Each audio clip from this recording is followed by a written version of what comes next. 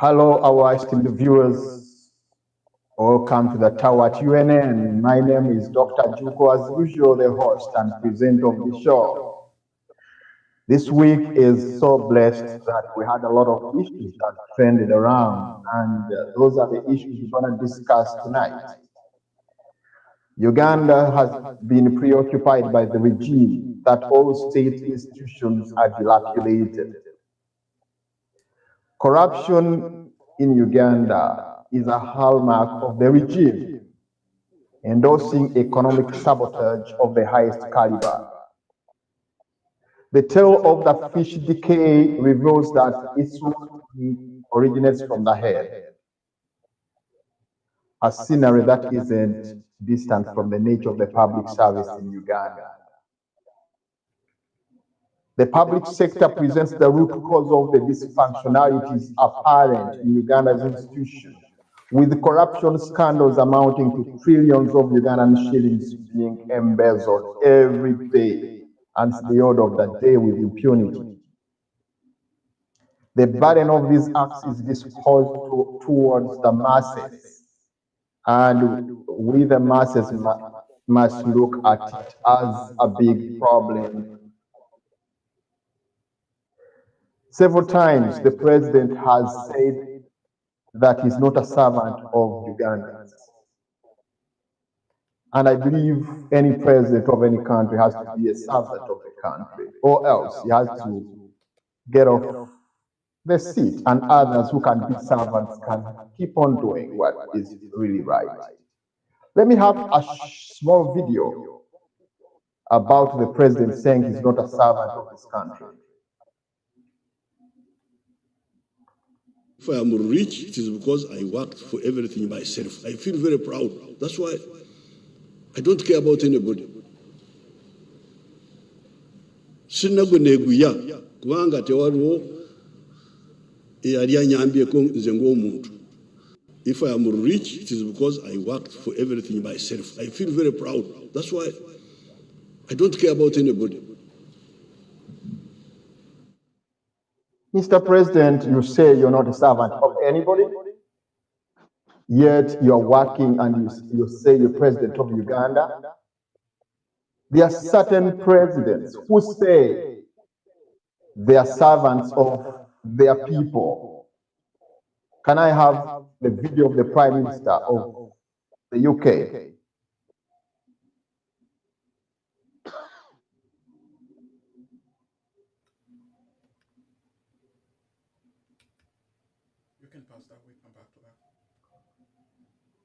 The truth is that the president must be a servant of this country. And if he's not, then he doesn't deserve to be a president. In the studios, I have very many people that we are going to discuss. And our main guest is General Mugisha Muntu, the retired General Mugisha Muntu. General Mugisha Muntu, you're welcome to the tower at UNN. Thank you, Dr. Juko, for hosting me. And good evening, dear viewers. You can speak a little higher so that people can hear you properly. Thank you, Dr. Juko, for hosting me at the tower. And good evening, dear viewers. Thank you very much, General. You know, for us in America here, whether you were retired general, you still stand to be a general. Okay. We don't have retired generals here. All generals are general. Welcome to the tower, and I hope we shall have good deliberation of some issues that are trending within Uganda. I'll play the video now. Yeah, looking forward. Thank you. Muntu joined the Guerrilla National Resistance Army of Yoweri Museveni the day he completed his university exams in 1982. Notably to say, early into the rebellion, he was shot in the chest but survived after receiving treatment in Kampala. Later, he emerged as the head of the military intelligence after the NRA.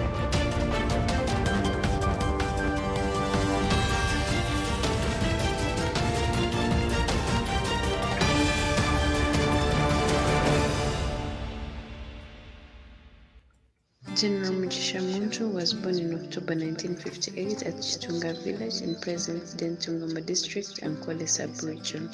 Muntu joined the Guerrilla National Resistance Army of Yoweri Museveni the day he completed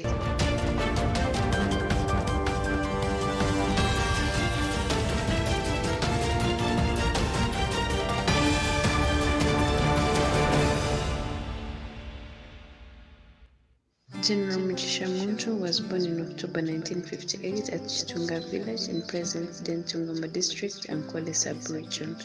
Muntu joined the Guerrilla National Resistance Army of Yoweri Museveni the day he completed his university exams in 1982. Notably to say, early into the rebellion, he was shot in the chest but survived after receiving treatment in Kampala. Later, he emerged as the head of the military intelligence after the NRA victory in 1986. He also underwent further elite military training in Russia. He served as the commander of the UPDF for nearly 10 years.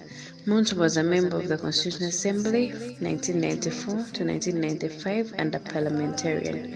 After disagreeing with Museveni's approach to politics and military, he was removed from the army command and appointed as a minister, a position he politely turned down.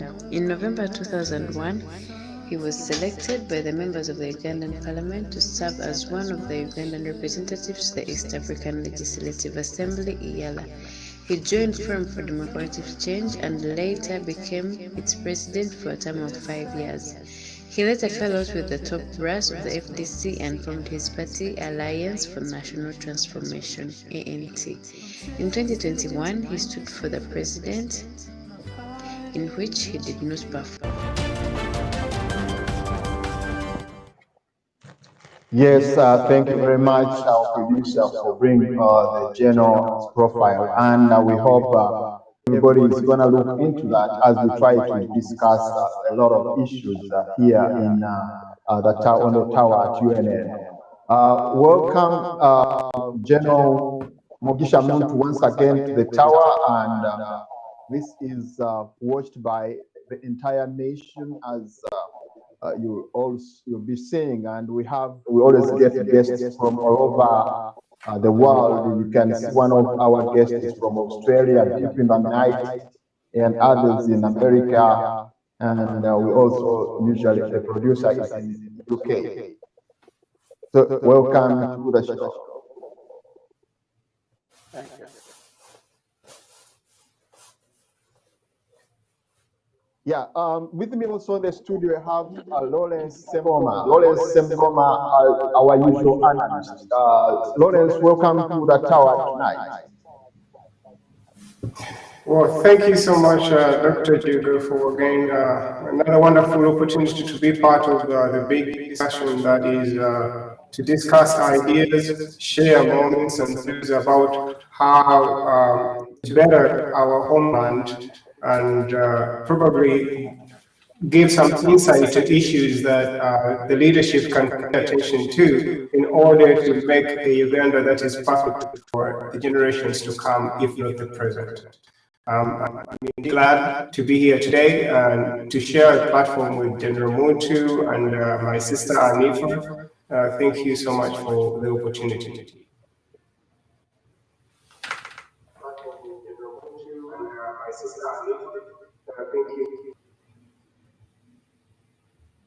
Thank you very much. Thank you very much, Lawrence.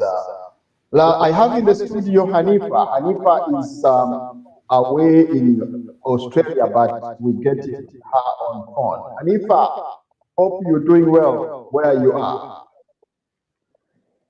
Yes, definitely I'm doing well. Good morning to everybody watching who is awake, early awake like me myself.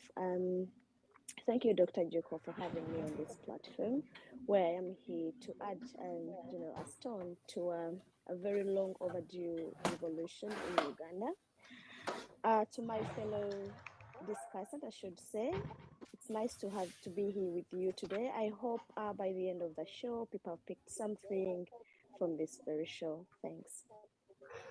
Yes, let me start with you, Hanifa. Hanifa, you seem to be, or you are a legal analyst, or you're a lawyer by profession. And there are a lot of issues that seem to be trending within Uganda, especially when it comes to the judicial system. The judicial system seems to be under siege by the state. And you look at most of the issues that go around are really very disturbing. The president came out and was commanding the judiciary to drop down the issue of the bill, of the bail. As usual, the president seems to be on top of everything. Let me start from you to give us a clear picture of the Ugandan judicial system, and then we start there. Thank you once again. For anybody listening, and as we all know, the government is formed, has three systems, that is the judiciary, the executive, and the parliament, and the legislature rather, which all these, in a functioning democracy, they're supposed to be, they should be, I should say, very, very independent. Where one as a wing of the government interferes in the other, it always ceases to be a democracy. And this is exactly what we've been seeing again and again happening in Uganda. When we say the separation of powers, there is none, or it's close to non-existence in Uganda. We always see it is, when we look at the judiciary, it is the executive, we say the president. He is always in there to micromanage, should I say. He has to foresee or whatever is happening in a judiciary.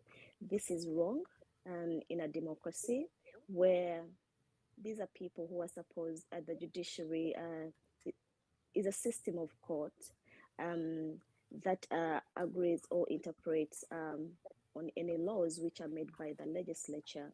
So where we're seeing the judiciary is very much influenced by the executive, there ceases to be any kind of democracy in a nation. This has led to very, very unfunctioning court systems, where every now and again we've had people need to go to see someone from orders from above to decide in a case, to decide in a matter. This is something which any country which has democracy does not do, or it doesn't occur in a country where there is presumed democracy.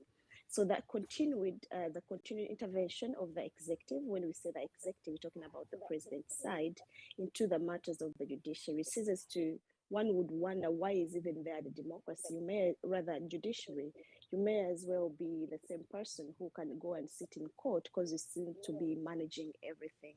So as I conclude on this one, I for one saying the judiciary is so much problematic in a sense that it cannot make decisions, decide, or be a very independent wing of the government with the executive every now and again interfering in its matters. Thank you. Yes, thank you, Hanifa. Hanifa, on this very same note, I want you to dig a little deep into the judiciary itself, as we've mentioned that. It seems like, regardless of the democracy that we talk about in Uganda, the system is totally rotten. When you look at the time lag that is spent on the time lag spent on disposing cases and all that becomes another problem. And also sometimes it seems like there is an order from above when it comes to issues like when you look at the present cases of the members of parliament. There are a lot of issues that need to be looked at. Would you also talk about that? Yeah, still on the judiciary side, if you can draw a picture for people. So we may start at what is the judiciary? What is it there for? So we all know it provides a forum for resolution of legal disputes between individuals, right? So if someone has wronged you, that is where you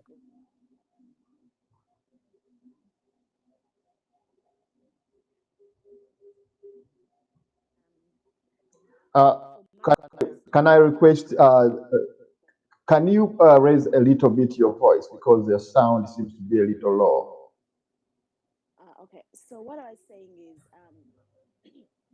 when the judiciary, which is supposed to be solving or resolving disputes between individuals and or between entities, and where it is failing to do so, we are always seeing a very backlog in matters which are brought before the court.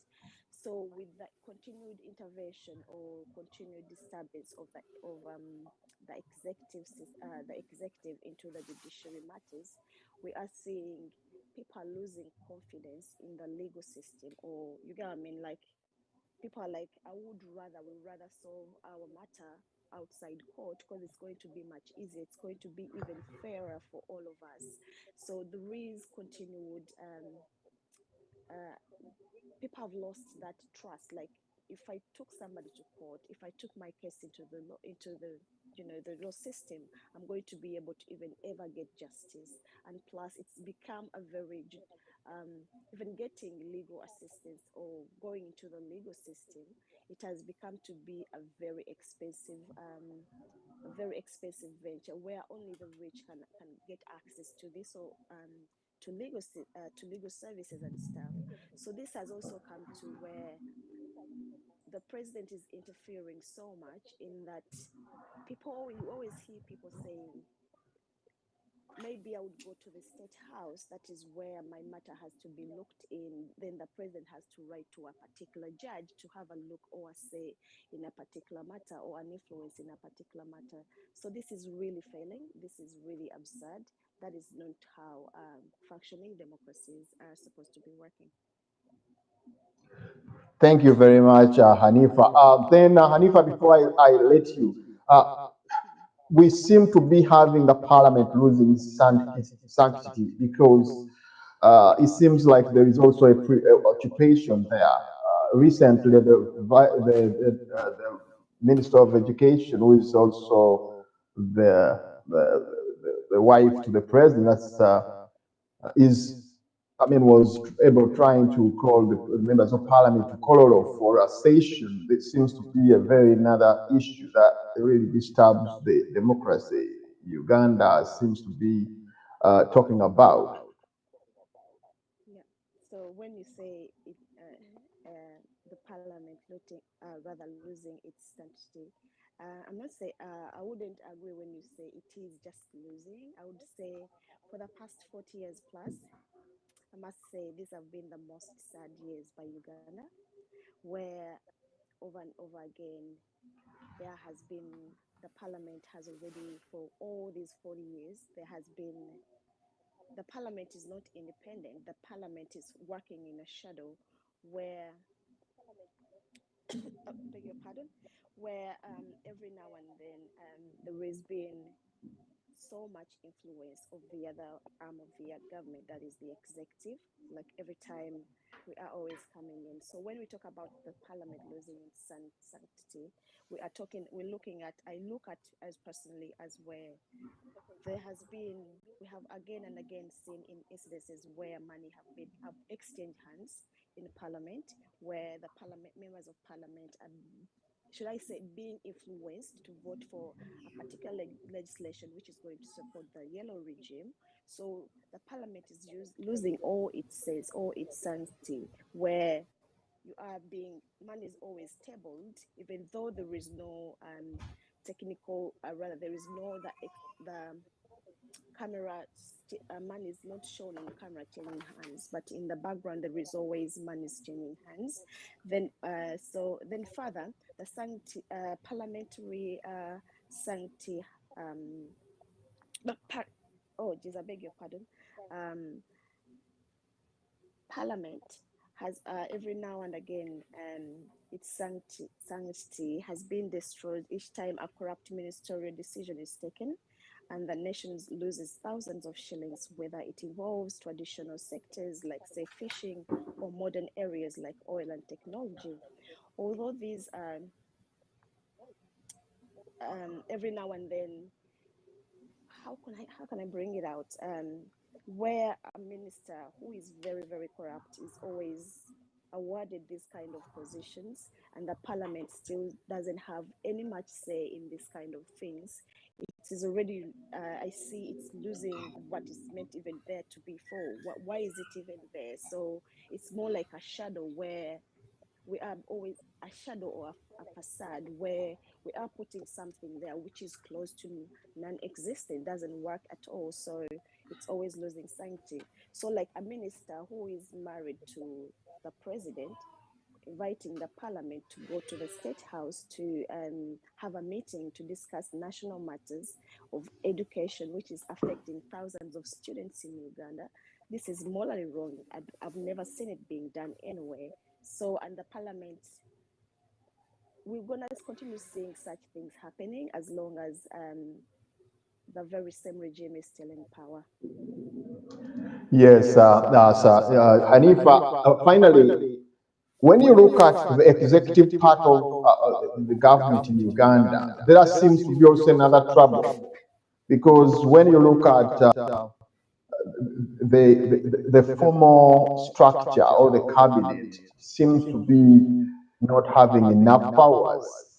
Most of the powers seem to be vested into another big, or I would say, a deeper state. You look at the president trying to, I mean, the brother of the state president sitting aside, giving out money, and also the vice president going to the brother of the president. How do you talk about this as well?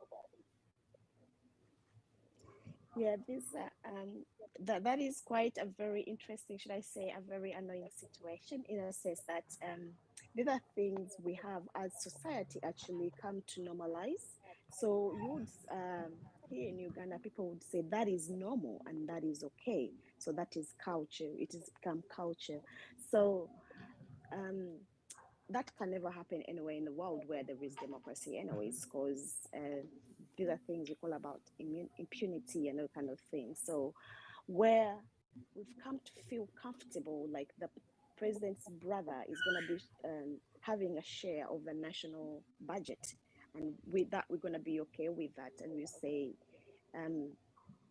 we will be able to go ahead and say that is okay, which is wrong actually. So if we had a executive itself, we all know, like in areas where, in countries where there is democracy, for example, a first lady cannot hold position in the government if they are first lady, or if they have ever been first ladies, where a president's brother or cousin or nothing cannot have any position in the government. But here we are even glorifying them. That's what even really sad, that people have been made to believe that that is okay, and we can still, even we're calling them big bosses, and unless we raise up as the masses, as the ordinary Ugandans, this is going to go on and continue, and it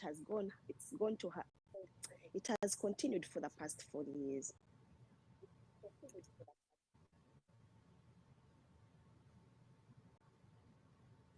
Thank you very much. Thank you very much, Hanifa. I hope you have given us a very good background of what we're going to discuss tonight. Let me bring in Lawrence. Lawrence. Yes, Lawrence, how are you today? I am indeed okay, Dr. Jacob. Thank you so much again for Uganda seems to be under siege, and here we are trying to look at how deep the state has tried to dilapidate all the state institutions. Let's start with the judiciary. How has the state sieged this judiciary?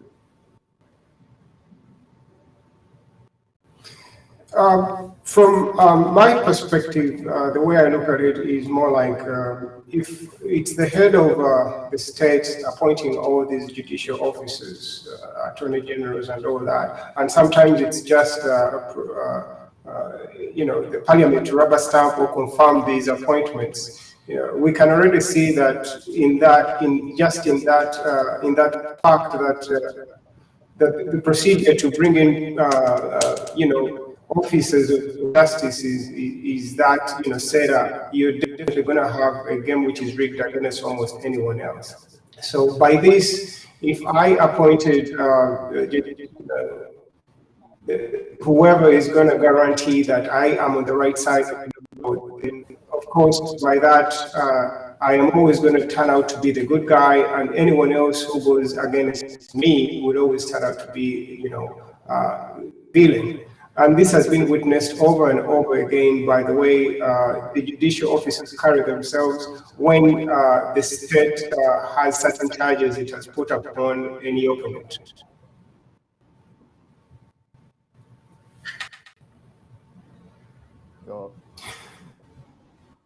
Then how about the judicial? I mean, how about the parliament?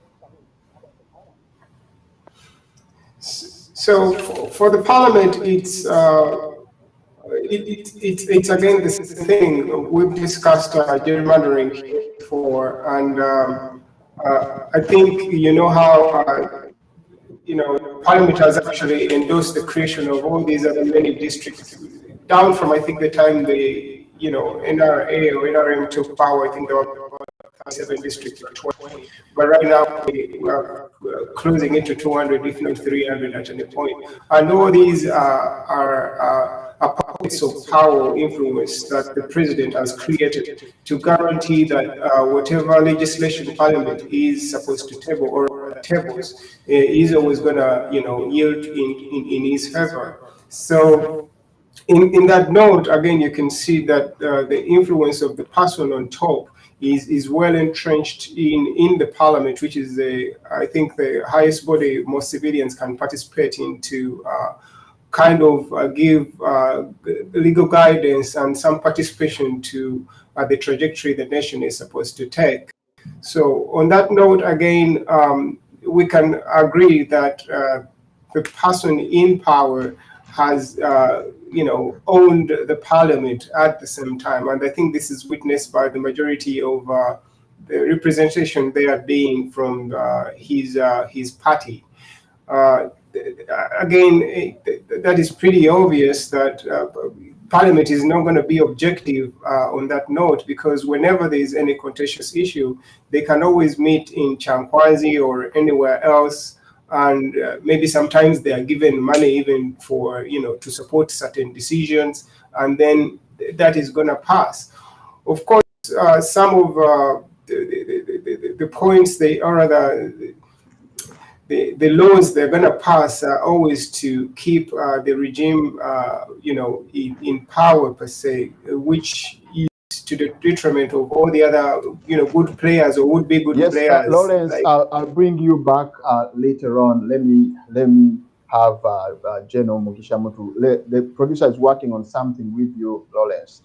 All right. Thank you very much, Lawrence. Thank you very much for that insight.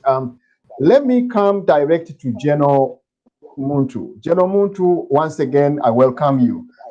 Here, we try to discuss of issues all over Uganda situation.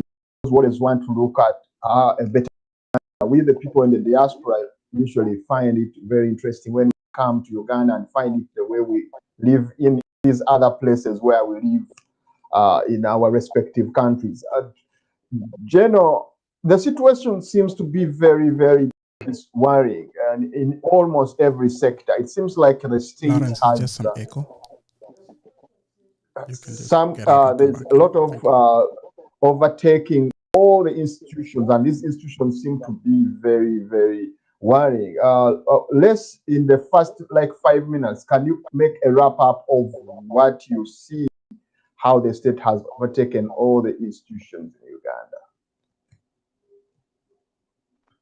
Well, to do proper analysis of our current situation, one is to look at the character of the incumbent.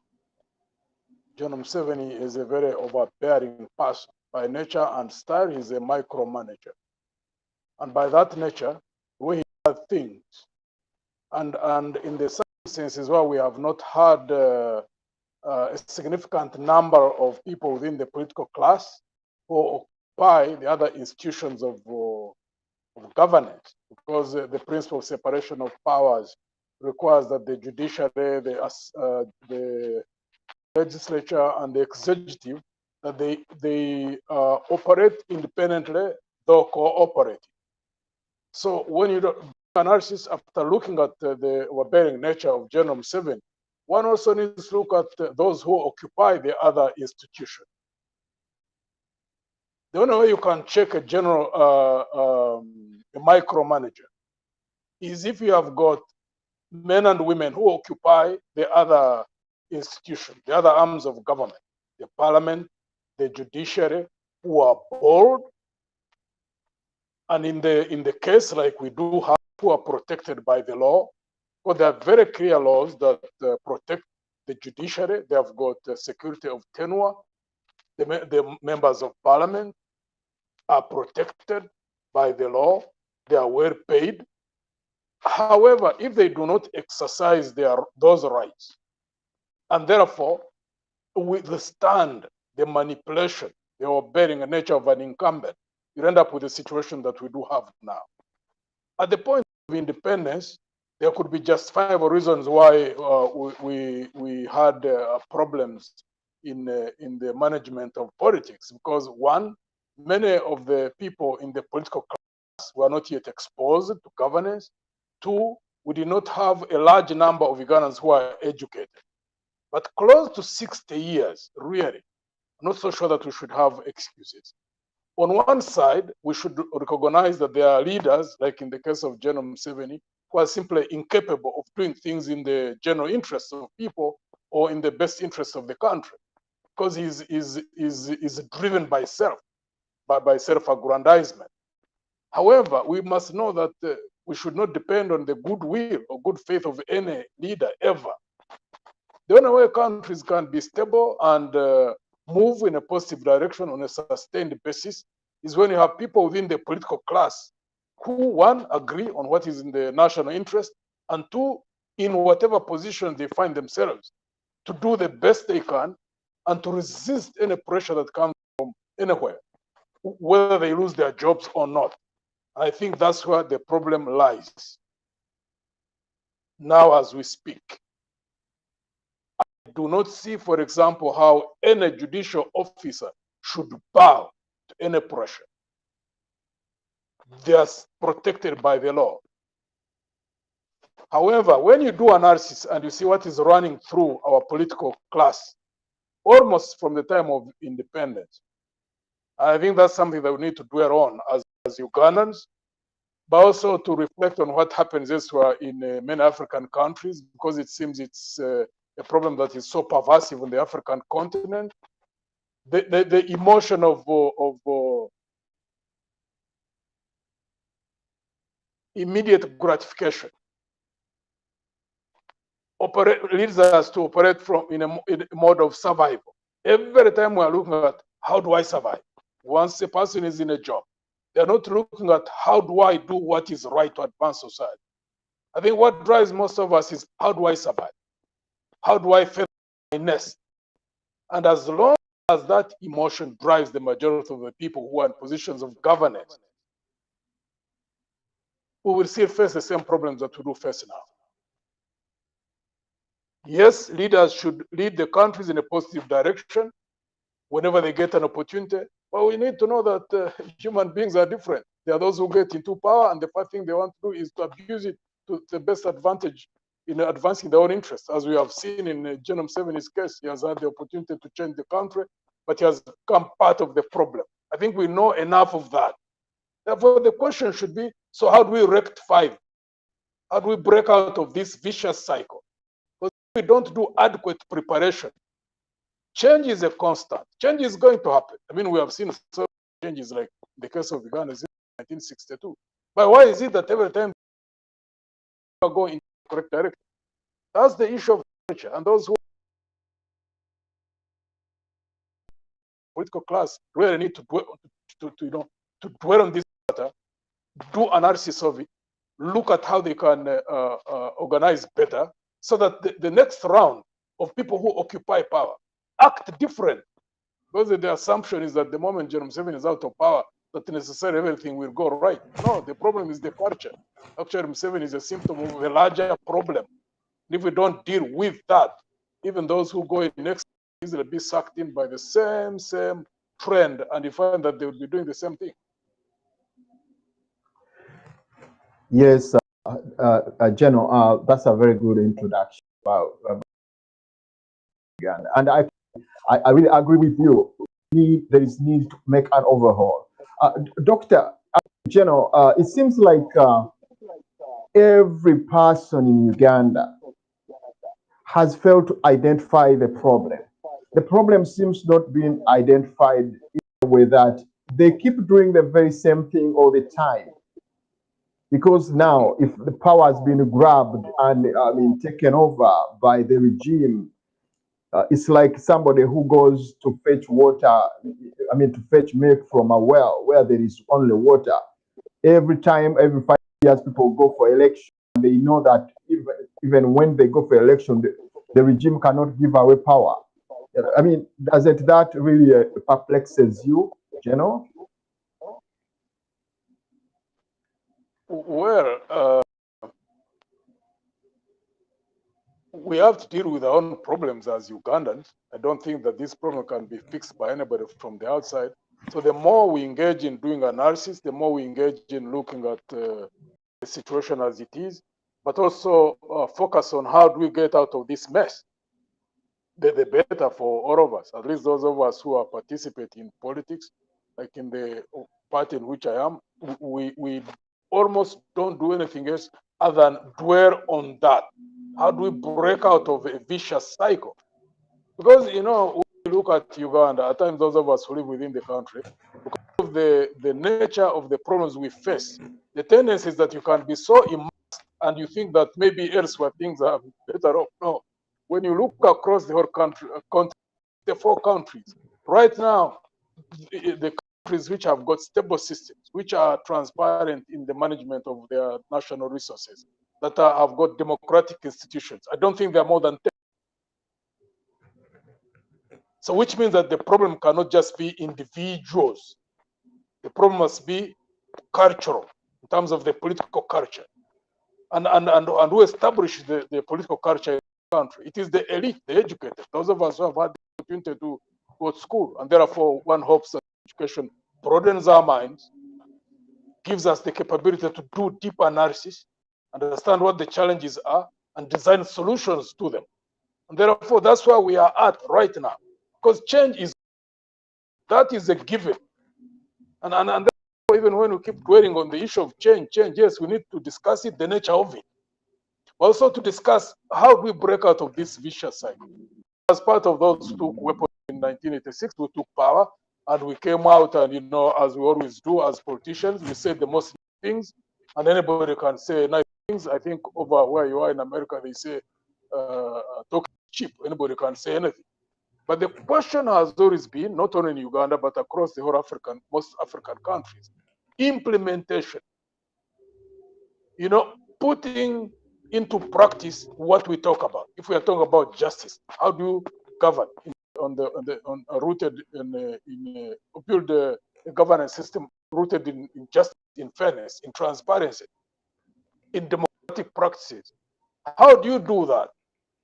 Can any country establish a democratic governance or governance rooted in transparency, in honesty, in integrity, unless the culture itself is so that you build a culture of people who believe in transparency, that they are the dominant force? Can we build democracy without democrats? Can we have established transparent systems where there are adequate checks and balances in the manner in which national resources are utilized, unless we have got a culture that promotes integrity? Can we do that? Simply can't. So how do we design the manner in which we make a breakthrough out of that? And in our own analysis, party to which I belong, our assessment is that many Ugandans who already believe in these values, who believe in transparency, they believe in fairness, they believe in equality before the law. But the problem is the majority of Ugandans have integrity, who believe in doing things right. Many of them don't go into politics. They stay on the sidelines of politics. And nature hates vacuum. Yes.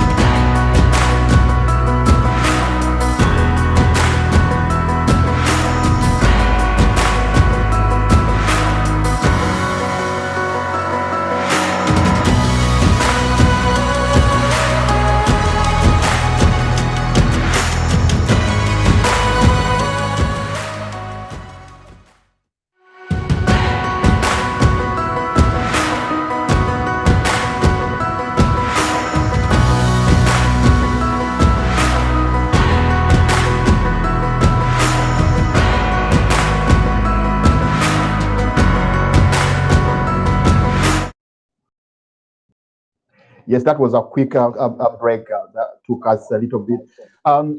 General, I was saying that the situation that we have in Uganda seems to be that the regime has made it a kind of that they bring in classism in terms of having the elite class, as you've mentioned about it, and that elite class seems to be very comfortable. Look at the parliament; the money is given to the members of parliament. Those in any revolution in a country, it's always the middle class that leads the revolution, and they seem to be very comfortable. They get good money, they have good cars and everything, so they don't seem to be, having any trouble with the status quo.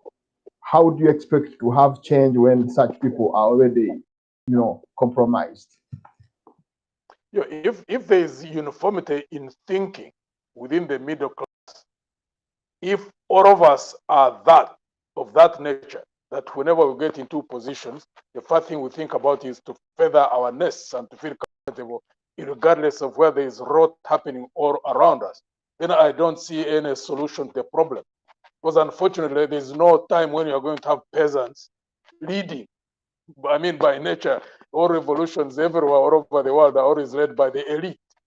So the question is, within the elite themselves, is the thinking similar? I doubt. I don't think this is similar. There are many people who want to see change, and there are many people who want to see qualitative change.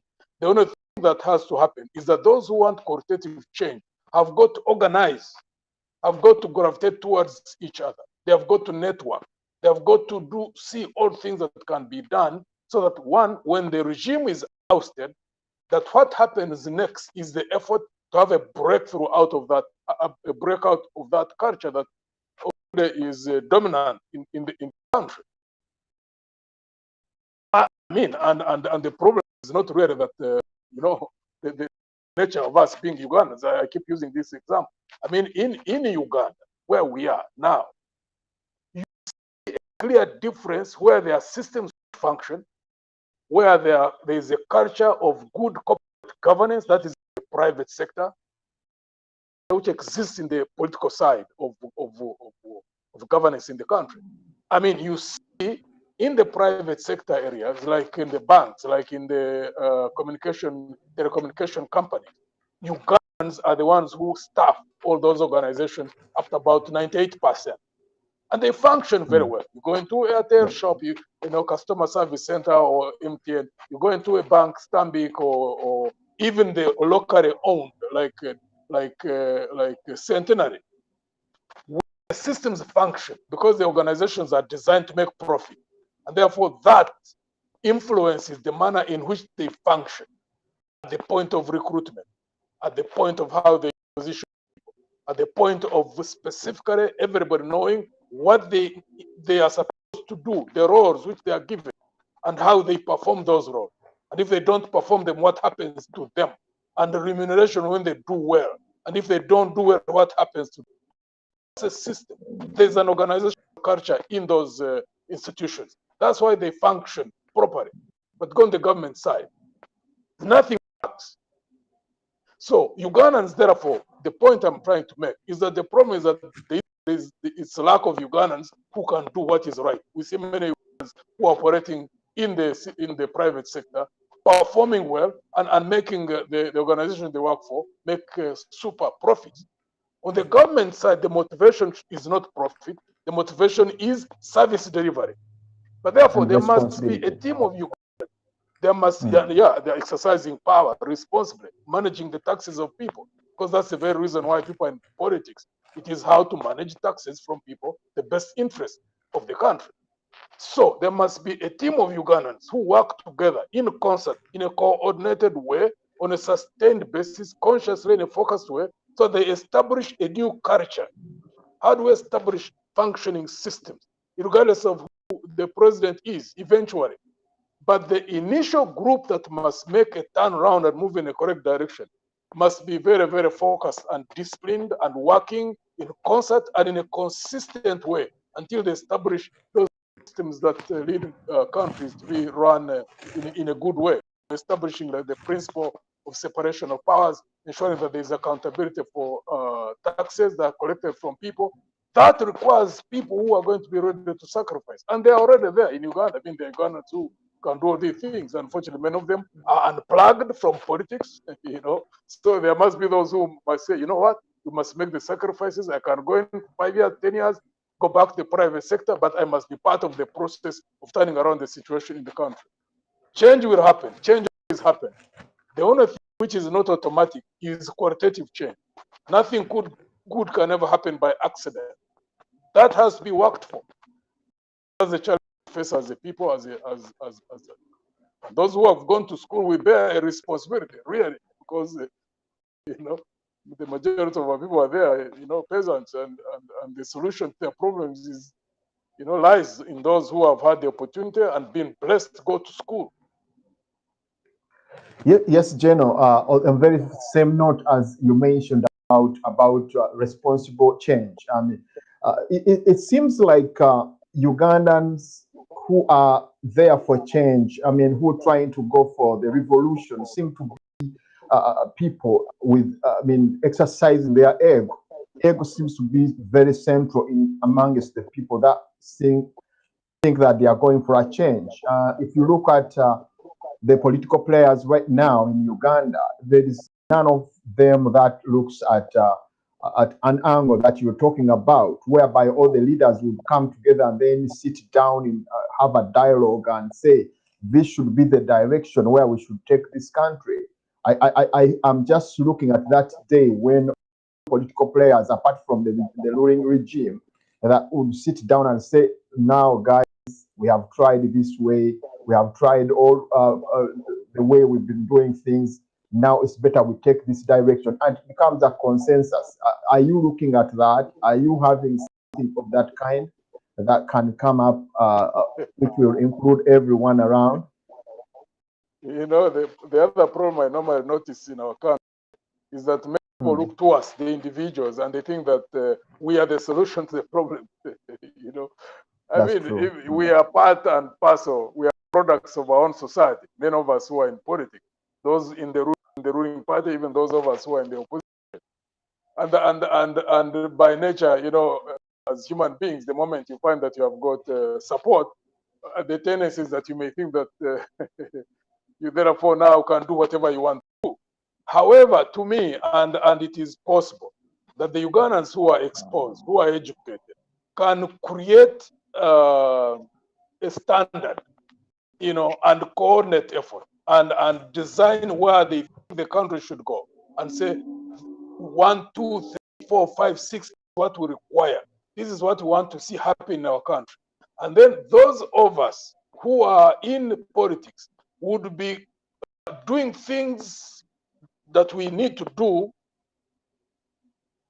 to be seen to be that is required by the influential Ugandans who are not necessarily in politics, but who've already stated what they want to see happen. But the problem is that they respond to us. and we are just human beings. And the power is tempting, and we can also be overwhelmed, And therefore, most times we just say things which we know are going to, excite people.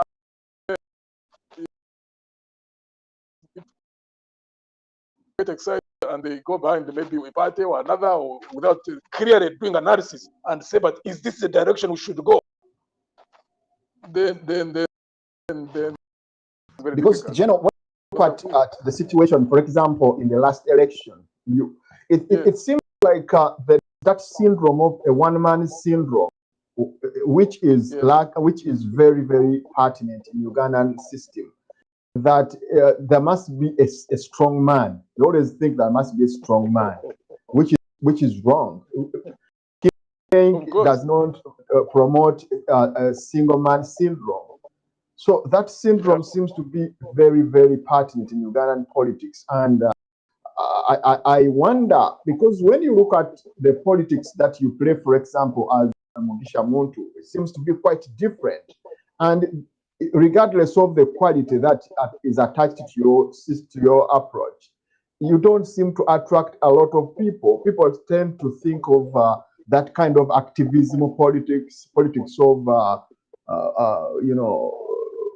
blundering. I mean, talking about so and so. I mean, you don't seem to be having that politics, and yet what you talk is so much quality. What do you plan to have on table?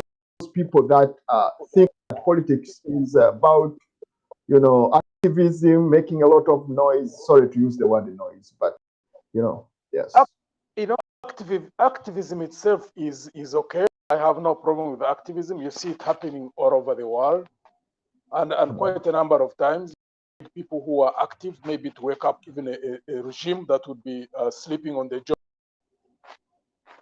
But it's even activism needs to be by design. But basically, an organization, as it engages in activism, must also simultaneously be involved in planning, in preparing, in a deliberate, conscious, and systematic way on how to manage power. Because activism, even when it leads you into power, if you are not ready to manage power, you must be overwhelmed. I mean, I've been part of a group that took power, and we just got overwhelmed along the way. Yeah, like it happened in Sudan. There wasn't adequate, preparation. And when we talk about that, there are many people who think that we are talking about utopia. Or the people say, you people in NT, Muntu, and you guys, what you are saying can only happen in Europe or can only happen in America. It will take 30 years. It will take, others say it will take 50. You know what? Enough before we go to yes, before we go to the there seems to be an emerging force within the diaspora, which is trying to look at galvanizing all force-changing institutions and groups to come up and sit down and establish and agree on a system that we can use. It's called the Uganda Federal Consultative Council. I wonder whether you have read about it, but I think you get about it. It seems like they are trying to do something that you are talking about, to bring all players together, sit down, argue on, and come up with the policy and the principles that we can be a basis of the revolution. What's your take about it? We have seen many things which have been written as an outcome of groups which meet and agree. To me, it's not what is agreed upon, it is not what is written, it is what is done. As long as the politics of the country, that the dominant group involved in the politics of the country, amongst the elite, are those who are driven by self, those who want to do things to further their nest. People just want to advance themselves over and beyond the interests of the country. Whatever nice documents are written, nothing will just come to fruition. I've seen that happen many times before.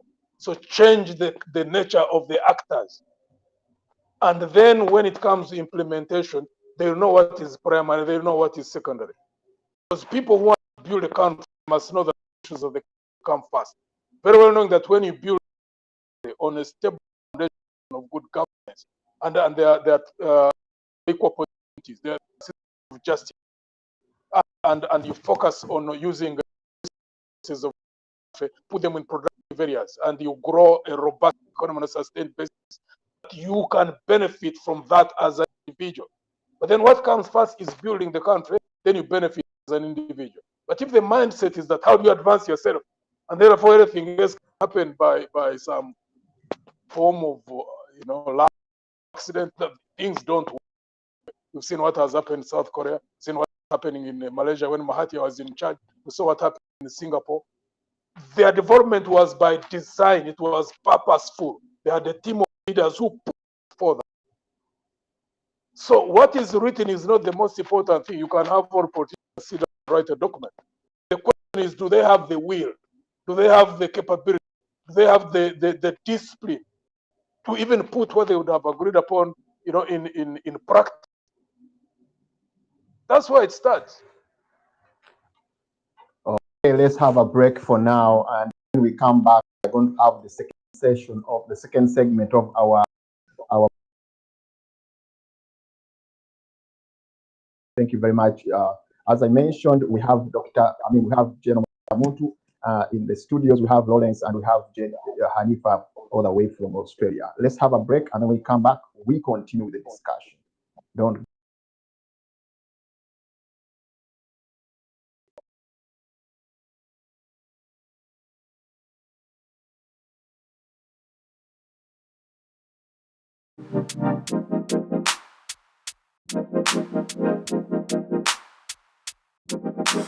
Time takes a toll on everyone, they say. Time is merciless, it won't wait for us to change. Time, I am stressing out, I can't figure out what to say. Oh, time, just give us time. Time, looking back on pictures, and I find it hard to see you and myself in places where we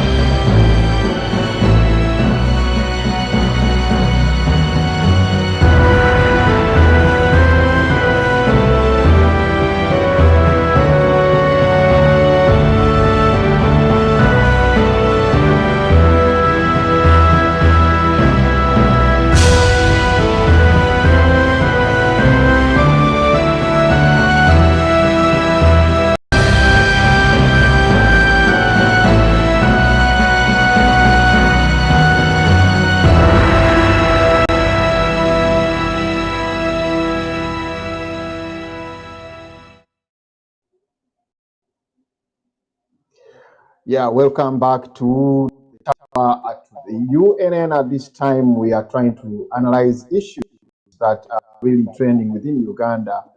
I hope everyone is with us. There is. Ask my producer to have a video. Then after that video, we continue with the second segment of this discussion.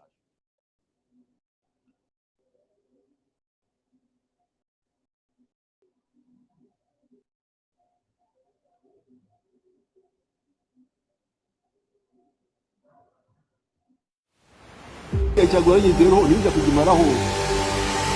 just wait. We shall crush those enemies as we have done in the past. Yeah.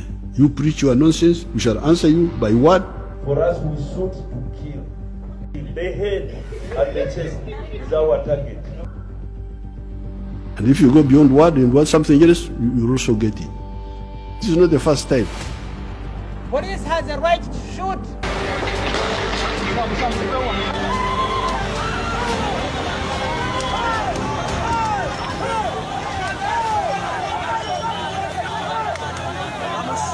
Oyo bali mukuba baana ba Bobi Wine military kyekyo kyeri mukola.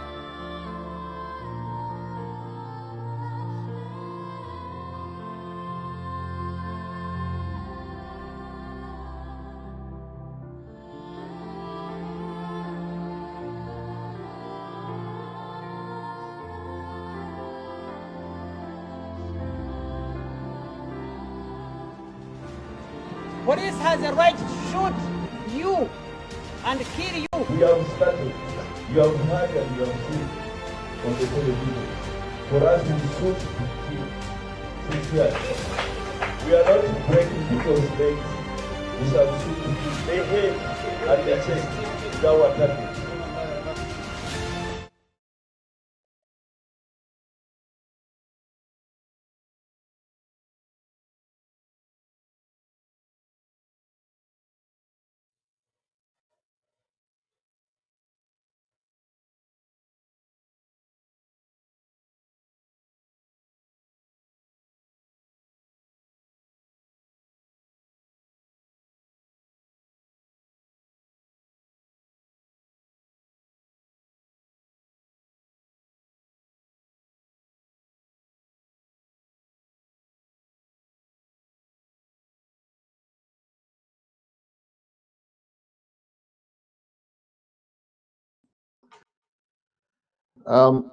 This segment, as I've mentioned, we're going to try to look at some other important aspect of the regime taking over the country. Let me bring in Lawrence. Lawrence, I've heard how General Muntu has tried to give a very good wrap-up of the situation in Uganda. So we want to have a deep analysis of some of the issues, especially the issue to do with the institution of the army. The institution of the army seems also having a lot of trouble. Like if you look at the infrastructure that they have, people are living in a very dilapidated kind of situation as well. If you look at the remuneration is very poor. It cannot encourage people coming over. I mean, be participating in the best way. If you look at the privileges that are given, it seems to be just in the hands of very few people. Bring in Lawrence to have a deep into that before I bring Hanif, and later on I'll bring the general to have a general discussion over it. Yes, go ahead, Lawrence. All right. Thank you so much, Nadine, again, for asking that question about our law and also the army. So we can agree that a lot has actually changed since the inception of the army from independence, where we only had a military of just about 700, many uniform. And if you look at the statistics as of where we are today, we're about 45 or so thousand, many uniforms. So that is really significant. We can agree that at least when it comes to law enforcement, more so at least the biggest weapon the regime has, which is the army, there's been a very significant growth and development.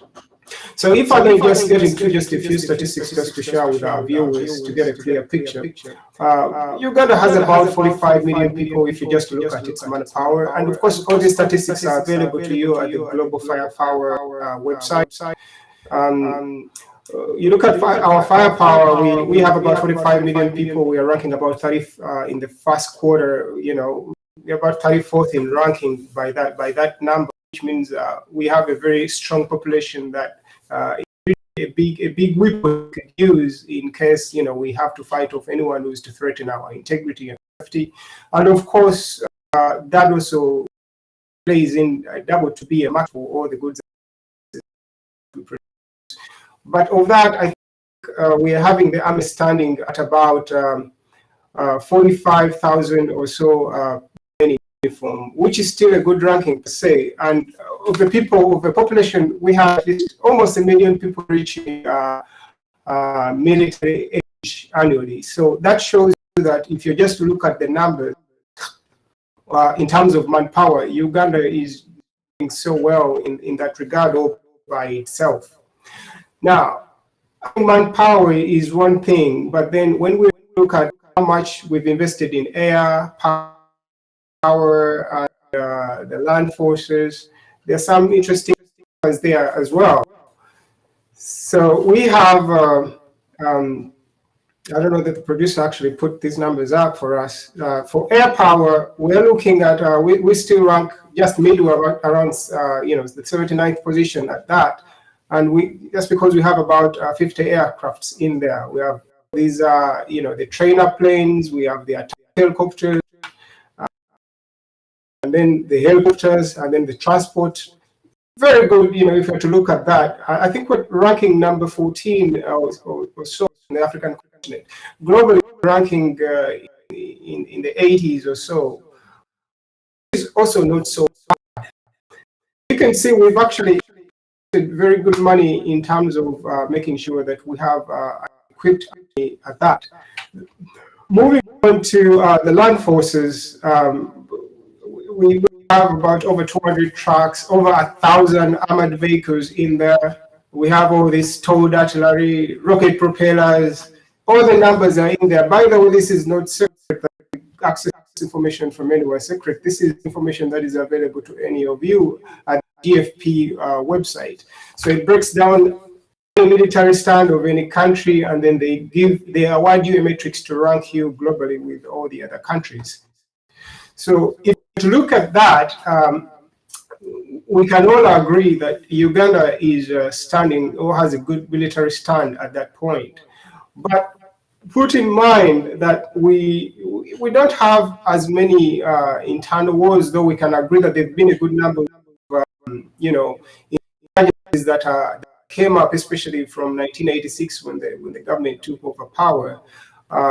For instance, we've had a good number of groupings. It always comes up, you know, every now and then as you know, an entity that is you know, launching terrorist attacks in the country here and there. But looking at the other, you know, the number of insurgencies that have come up, it has been gradually reducing over time, at least from the time the government took over power.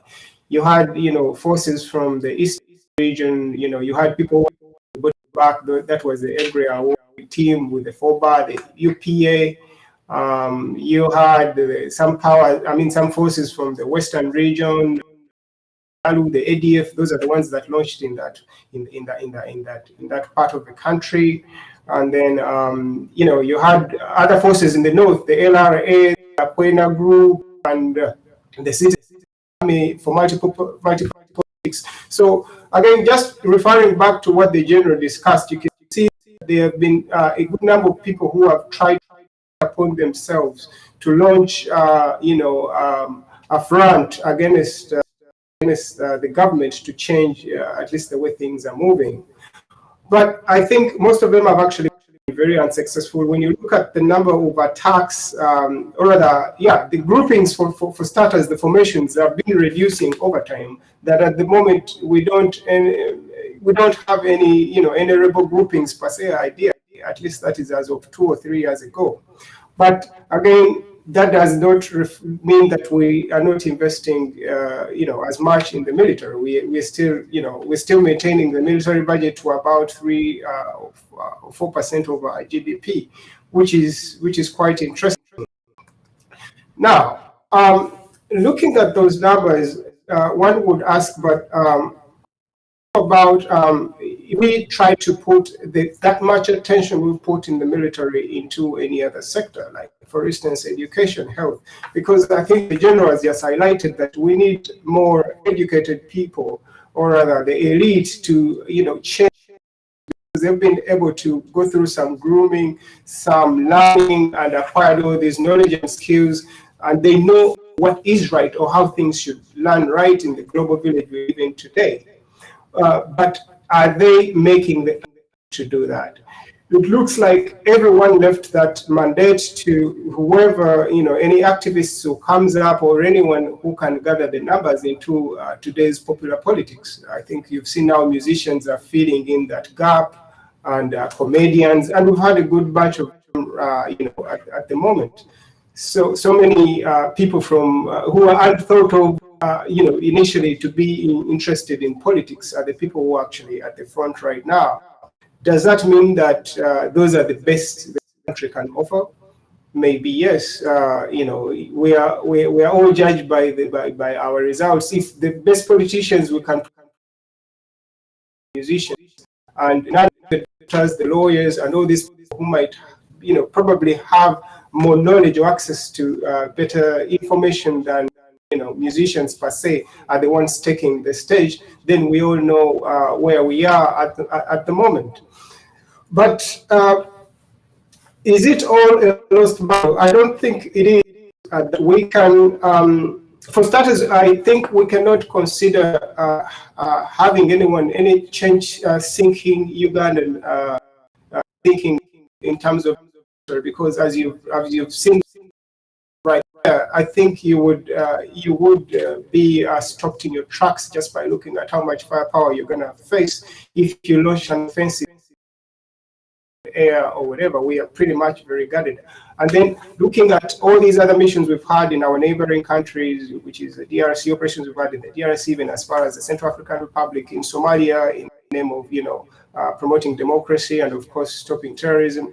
I think it would be a very bad call for anyone to think of an offensive. Not that it is out of the options we have, because initially the current regime we have right now, where Moto once served, you can see that they had no option at that time.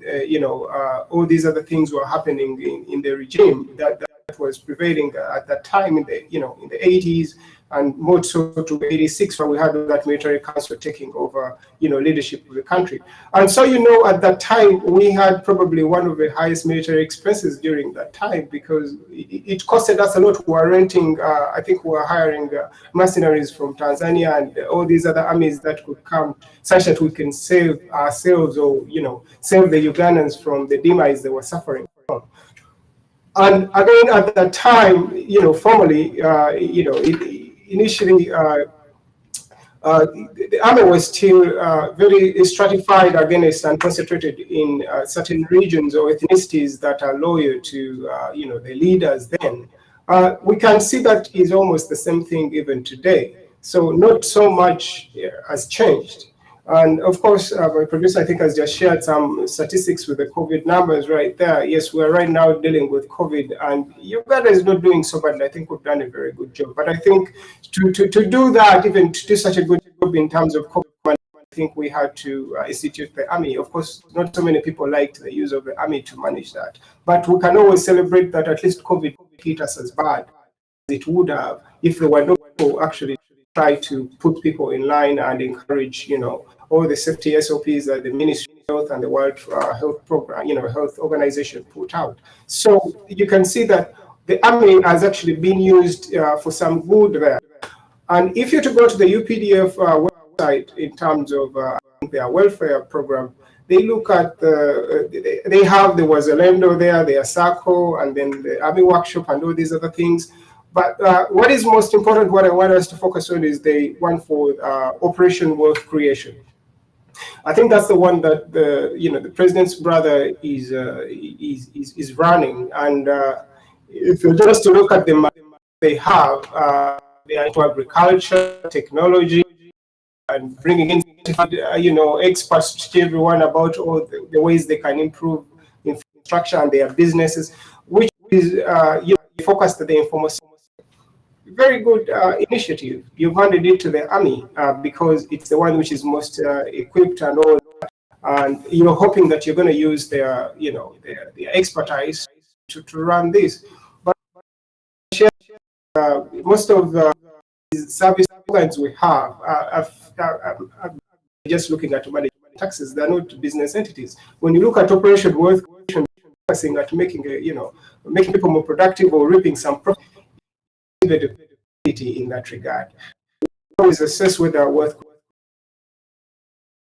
So well, they've completed so many projects, but we're yet to hear the real impact of such programs, on the wider scale of things to the Ugandans out there. Now, I would want to conclude by just looking at the functions of, the UPDF. The UPDF is supposed to preserve and protect the sovereignty and integrity of Uganda's territory. Are they doing that? We could agree that that is being done to an extent, at least save for the terrorist attacks we've had, which any government or so sometimes in their life actually do face such attacks from people who might be cowardly, and then they're going to come for you on those fronts. We're dealing with that. It's a global issue, and we've participated in trying to manage it for other bigger powers like the US and so. And like we discussed the last show, terrorism is war. It is rebranded today, but if you have to go back before NRA came to power, what they were doing is exactly terrorism, but now it was rebranded. It was guerrilla warfare then. It is chance because you're going to go to the terrorists, of course you'll be stopped in tracks. So that means that this government is well secured by today's kind of inclination and looking at global security. But moving on further, just to go through just quickly the functions of the UPDF, it has to cooperate with the civilians. I don't know to what extent it does that. I think it tries. And then at other times things go out of hand. It's supposed to foster harmony and understanding between the defense forces and the civilians.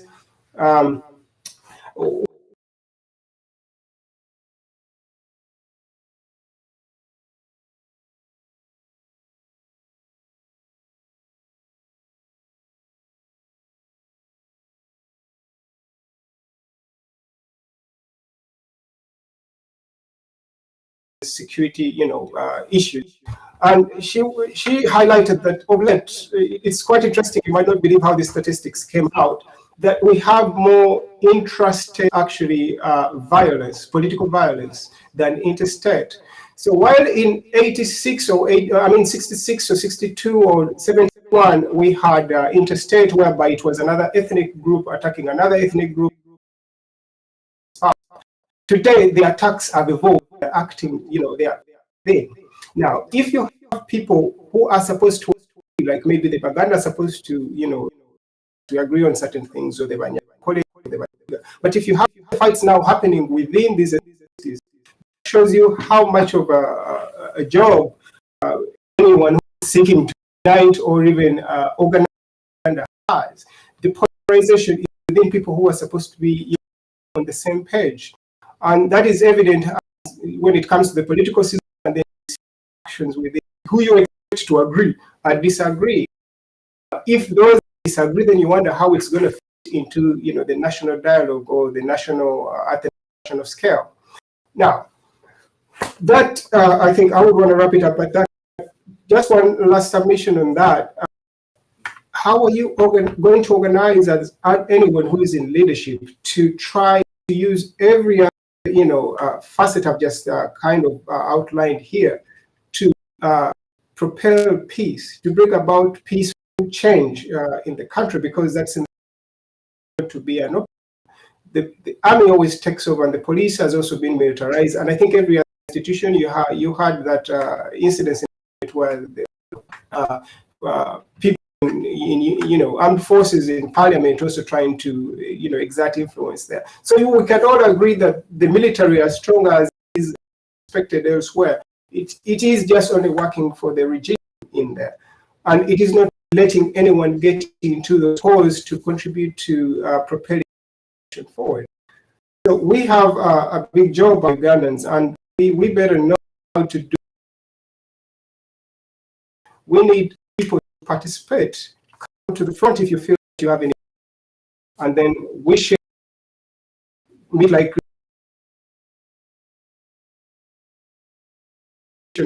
the good platform, just like the way UFCC is and any other. If people more leads can get in who are very good level-headed and they have very good contribution ideas, we will be able to actually move the nation.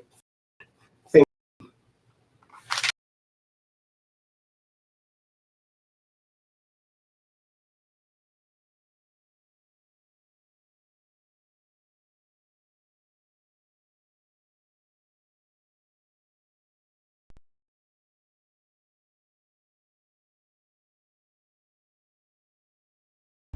You preach your nonsense, we shall answer you by what? For us, we shoot to kill. The head and the chest is our target. And if you go beyond word and want something else, you also get it. This is not the first time. Police has a right to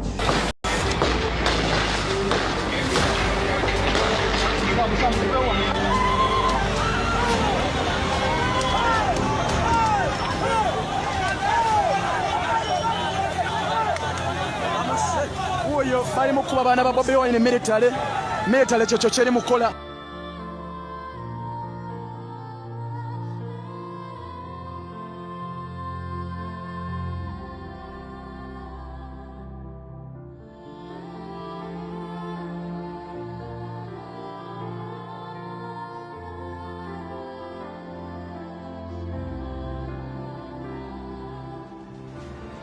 Police has a right to shoot you and kill you. We have started. You have heard and you have seen on the television.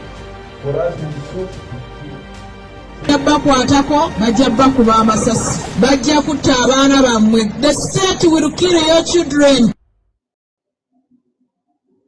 The state will kill your children. Those are words of the Secretary General of the NRM.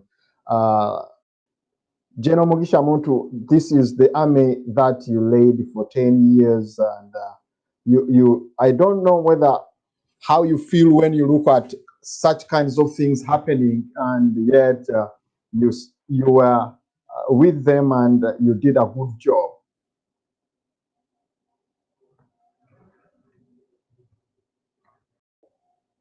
The army is hung in the balance.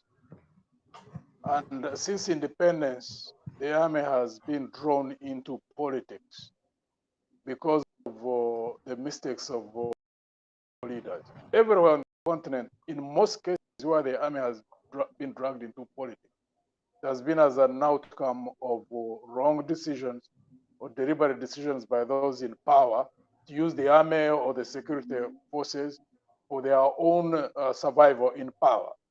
There have also been some instances, though, when there have been leaders in Africa who would have wanted to move their countries in the right direction, and then you find that the armies are influenced by external forces to oust them. In Uganda currently, the situation we have is quite challenging. So the UPDF is the third army so far, standing army, because we had UA, which disintegrated in 79, then we had UNLF, which disintegrated in 86, and then we have UPDF. And one of the biggest failures General 7 has had is to fail to professionalize the army and also to distance it from partisan politics. He does that because of his own survival. I mean, all the design and how the security services are used, the army, the police, intelligence services, is for regime survival. However, we keep communicating those who are in uniform, difficult as it is, I've been in uniform before. I know how complex it can be when you are, supposed to follow command. However, I also know that in a number of transitions in the African continent, the stance which has been taken by national armies has either sucked countries into a deeper crisis or helped the countries in not going to crisis, like the manner in which the Kenyan army participated in the transition process. I've also seen where armies have intervened, like in Zimbabwe. We have seen coups of recent, like in Khartoum. And each country has got different conditions. And therefore, one of the things I think we have to keep discussing in Uganda, within the political class, those on the side of government, those in the opposition, and also to keep communicating to those in uniform indirectly, is for us to ensure that we do all things which are possible to have a smooth transition. So the next group which goes into power only has to deal with correcting errors and moving the country and moving it forward in a positive direction, rather than the next group goes in and the first thing they have to do is to pick the pieces of a country, try to put it together. Because that's also another possibility. I mean, we have seen that happen in quite a number of African countries. So it's a challenging thing. I don't think that any of us has got clear-cut answers right now. I think we must keep on engaging in discussion in how to do the best that we can within the challenging circumstances. General Museveni's only focus as he is now is to survive. So when it comes to using the army in whatever way, the police, the intelligence services, he used them to survive as a president and also as the regime. However, he doesn't own the country. We have 45 million people. Therefore, we must also keep contending with that situation that he wants to create, to ensure that as we communicate, because we cannot communicate directly, for example, to go into an army barracks and talk to the officers, or go to a training academy and talk to the officers, which normally happens in other countries where armies are professional, because the senior officers normally invite different political actors. They go talk to them, and then they quietly do their own brainstorming. They get to see how best they can operate within the environment in which they're operating in the country. That is not possible in Uganda. So the only way we can communicate is through media, through other different ways. For those in uniform to know that it is their responsibility, one, know that this country is not owned by an individual. General Museveni as an individual, he will pass on like all of us pass on. Two, that they are in uniform, that they have got a responsibility for the stability of this country. Two, that they must work for a future because they have children. And I believe they must know that they have grandchildren. That they must do things in a manner that creates an environment in which they have a good life, secure life for themselves when they're out of uniform, for their children, for their grandchildren, and for the country. Difficult as that might be, they must know that they shoulder that burden. That's what leadership is all about, including those who are in command. The country does not belong to any individual. We're a growing population, 45 million people that we are now. Another 25 years, we're going to be 100 million. So any officer who's been trained anywhere, in any academy in the world, most of the officers are exposed, fortunately enough. They have operated in Somalia, they have operated in South Sudan, they have operated in Liberia, they have operated in Central African Republic. They have seen what it means when they are failed states. So they must think deep, actually deeper than even the normal people who are outside of uniform. Either to see themselves as part of the solution to the problems of the country, or to know that if they don't act as a solution to the problems of the country, that they'll be part of the problem.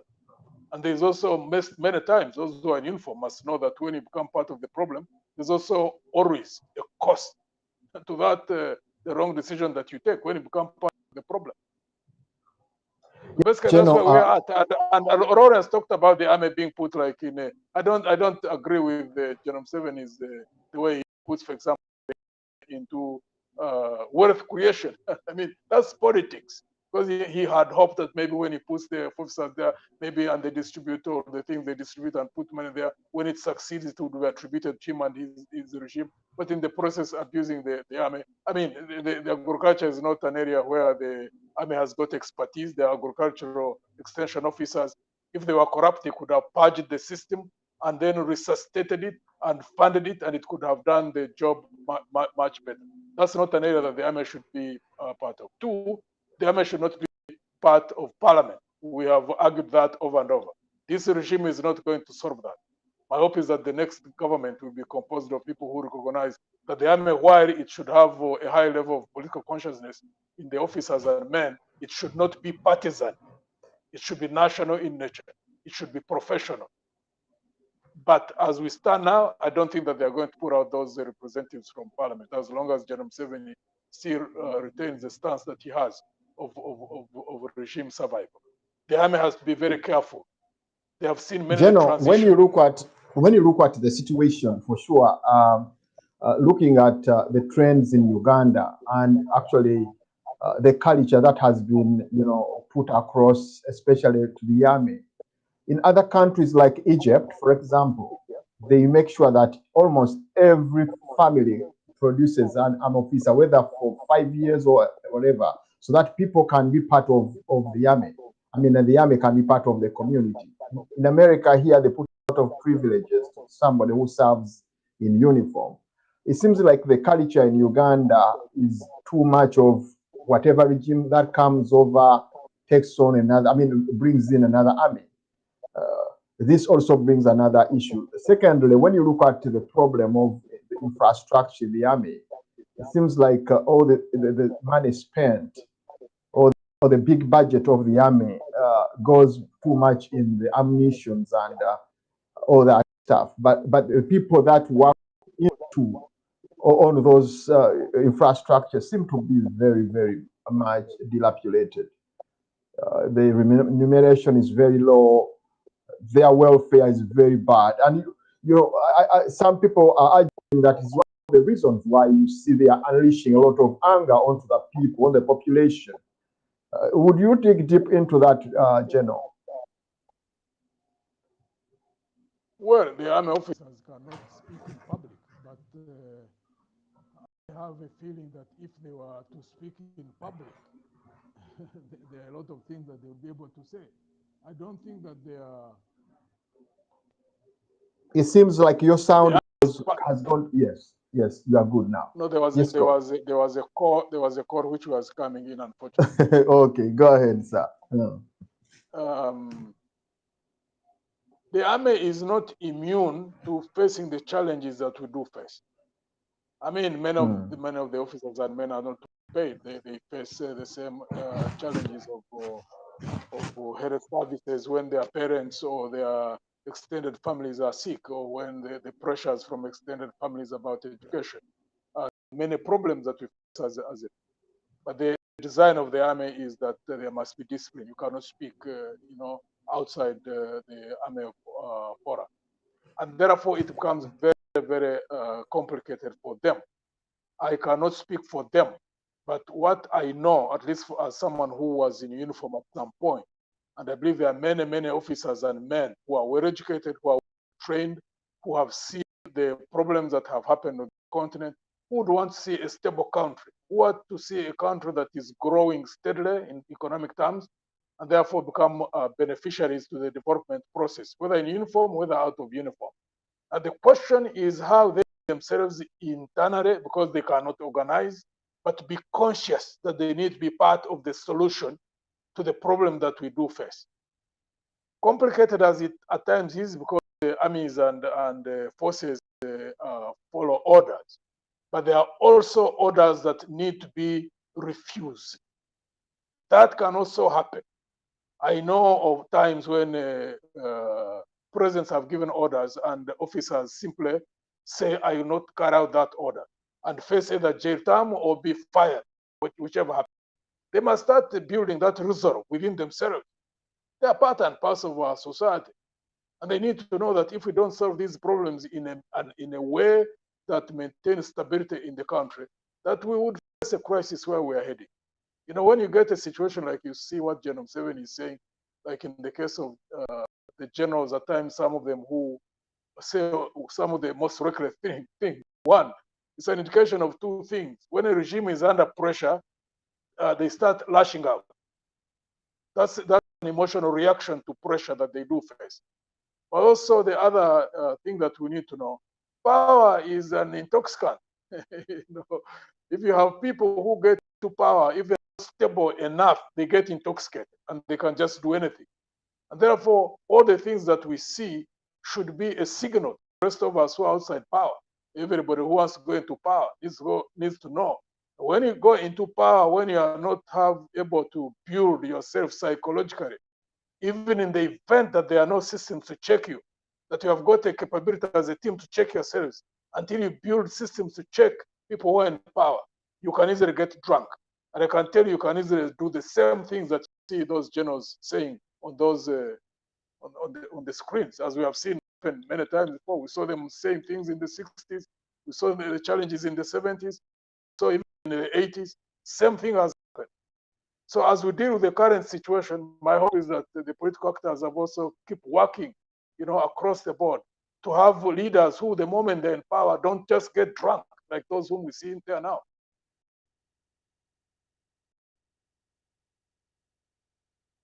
You see, you've said that the people get drunk of power like they did in the past. And when you look at this situation, it's a culture in Uganda. The culture needs to be changed.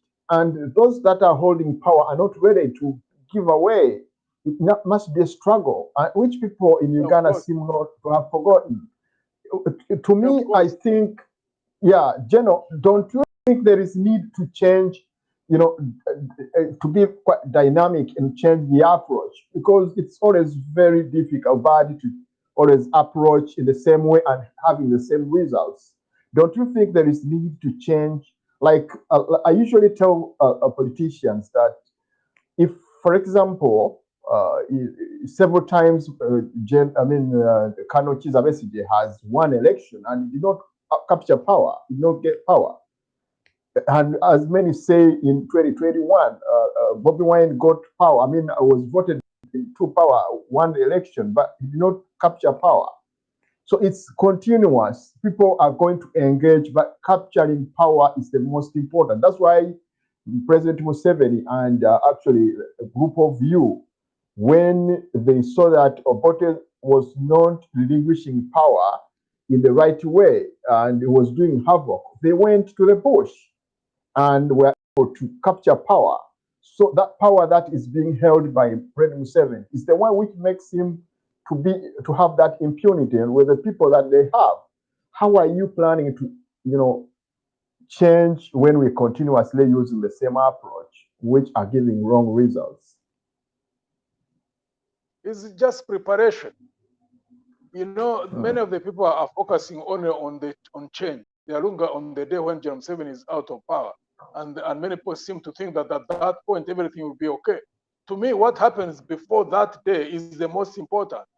Because if you don't engage in a organizational effort to put in place a team of Ugandans, men and women, across different generations, across different ethnic groups, across different religious groups, but who come together because of having common understanding of what they intend to do, common objectives, a common vision, and know that they bear the burden of the moment they take power, to know how to manage power, even when there's nothing to check them. But the group which goes in after General Museveni don't have anything that will check them. The culture in the country, in terms of the judiciary, in terms of parliament, they are highly compromised. Systems are in shambles. Institutions are very weak. So any group which goes in must know that it carries the burden to check itself until institutions are rebuilt, until systems are reestablished. So if that is not done early enough, how do people expect that is going to happen on the night when power changes hands? That time is too late. Of us who've been the moment there. You again there, some will be ministers, others will be this and that. They are being saluted. There are huge vehicles there. They are how will they organize themselves if they don't organize themselves early enough, so that you have a team of people who have engaged in organizational work early enough, and they go as a team. One slide, there are those who are going to hold him or hold her and stabilize him or her. to ensure that none of them can just cross the line, don't check him or her.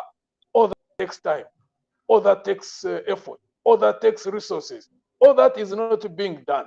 And the many people who want to see change are hoping that somehow change will happen and it will be qualitative. I don't agree with that. Change will happen.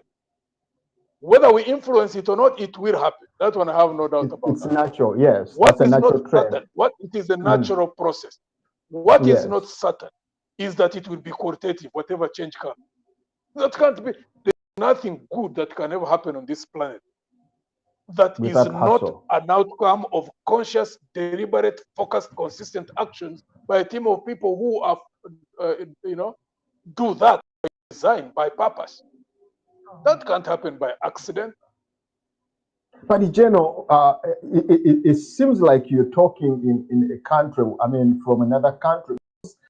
These ideas you're talking about are the greatest I've ever had. But it seems like people you are talking to don't understand the way you understand it. I would understand the same way. A lot of people in the diaspora are thinking the same way you were thinking.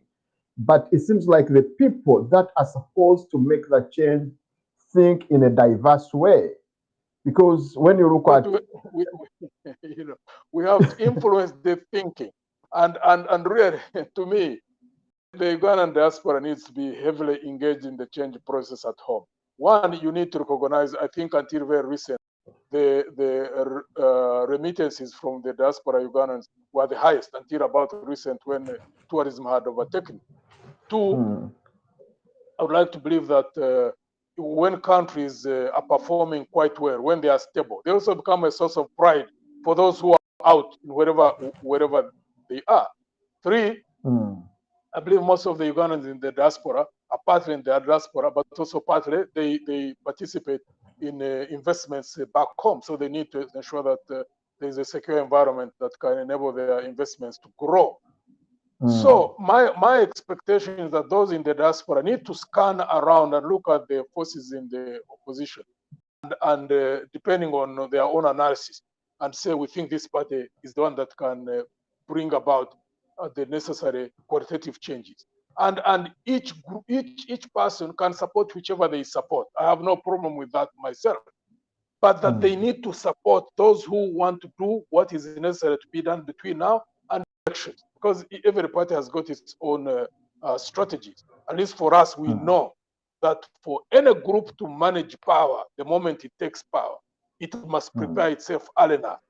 So if there are Ugandans who believe that as well, they need to invest in the parties which think like that. But yes, ensure that whichever party takes power, that it is well organized. There are a number of parties. There is NUP, there is FDC, there is TP, there is JEMA. We are there as ANT.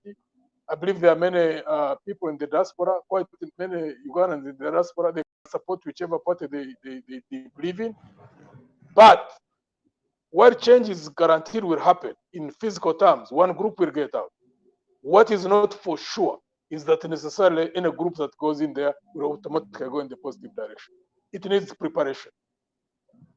It won't happen by accident. General, I have various questions around here on me. People have been sending a lot of questions. And one of the questions is from a colleague in England. He's saying that political violence in Uganda and a pattern of rigged election to sustain the junta in power has been very pertinent in Ugandan politics. General Muntu, as a decorated war general, history has it that you abandoned your career aspiration and joined Museveni in the bush as soon as you graduated from Makerere University. Clearly, the reasons as to why you went to the bush in 1988 are alive and well present in the Ugandan situation. Mention of them: violent election, murderers, arresting and detaining opposition supporters endlessly without trial, killing of Ugandans by security agencies, for example, on the 18th and 19th November of 2020, arresting opposition MPs and concocting evidence against them in the same name of politics, killing suspects where they are handcuffed, and after giving police arresting agency an order from above. That is the question, the first question that was sent to you, General. You know, a He's saying struggle that to live. he's saying that all these that pushed you to the bush to leave your career as a young man from the university are still pertinent in Ugandan situation. And what do you say about that? You know, there's what they call an end state. And in many walks of many walks of life, we are all pursuing a certain end state. For example, we go do jobs, we do businesses, we do whatever we do, looking for money, because the end state we want to live a good life, we want to be wealthy. Now, the end state of engaging in political struggles, and those of us military struggles, is to have an environment of where we would be free, where we would have equal opportunities, where there would be equality before the law, where there would be good governance, transparency in the management of national resources. So until we achieve that end state, I would like to believe that many of us want to see that end state until we get there. Just like people will pursue money because the end state they want to live well, better life. I mean, it's part of nature. So until we get where we desire to be as a people, you are living in a country where you know that nobody is going to come and walk all over you just because you are not in uniform or just because you don't occupy a government position. That if the contract that you can compete for a contract and get it because of the merits of your bid, that you can get a job, not because of who you know, but because there is a meritocracy. Those are things we see which have been established in other countries. So if whatever has been established elsewhere, where things work well, well, I think it cannot happen in African countries or in Uganda for that matter. There are people who made things happen there. And us Ugandans, we must make the same things happen here.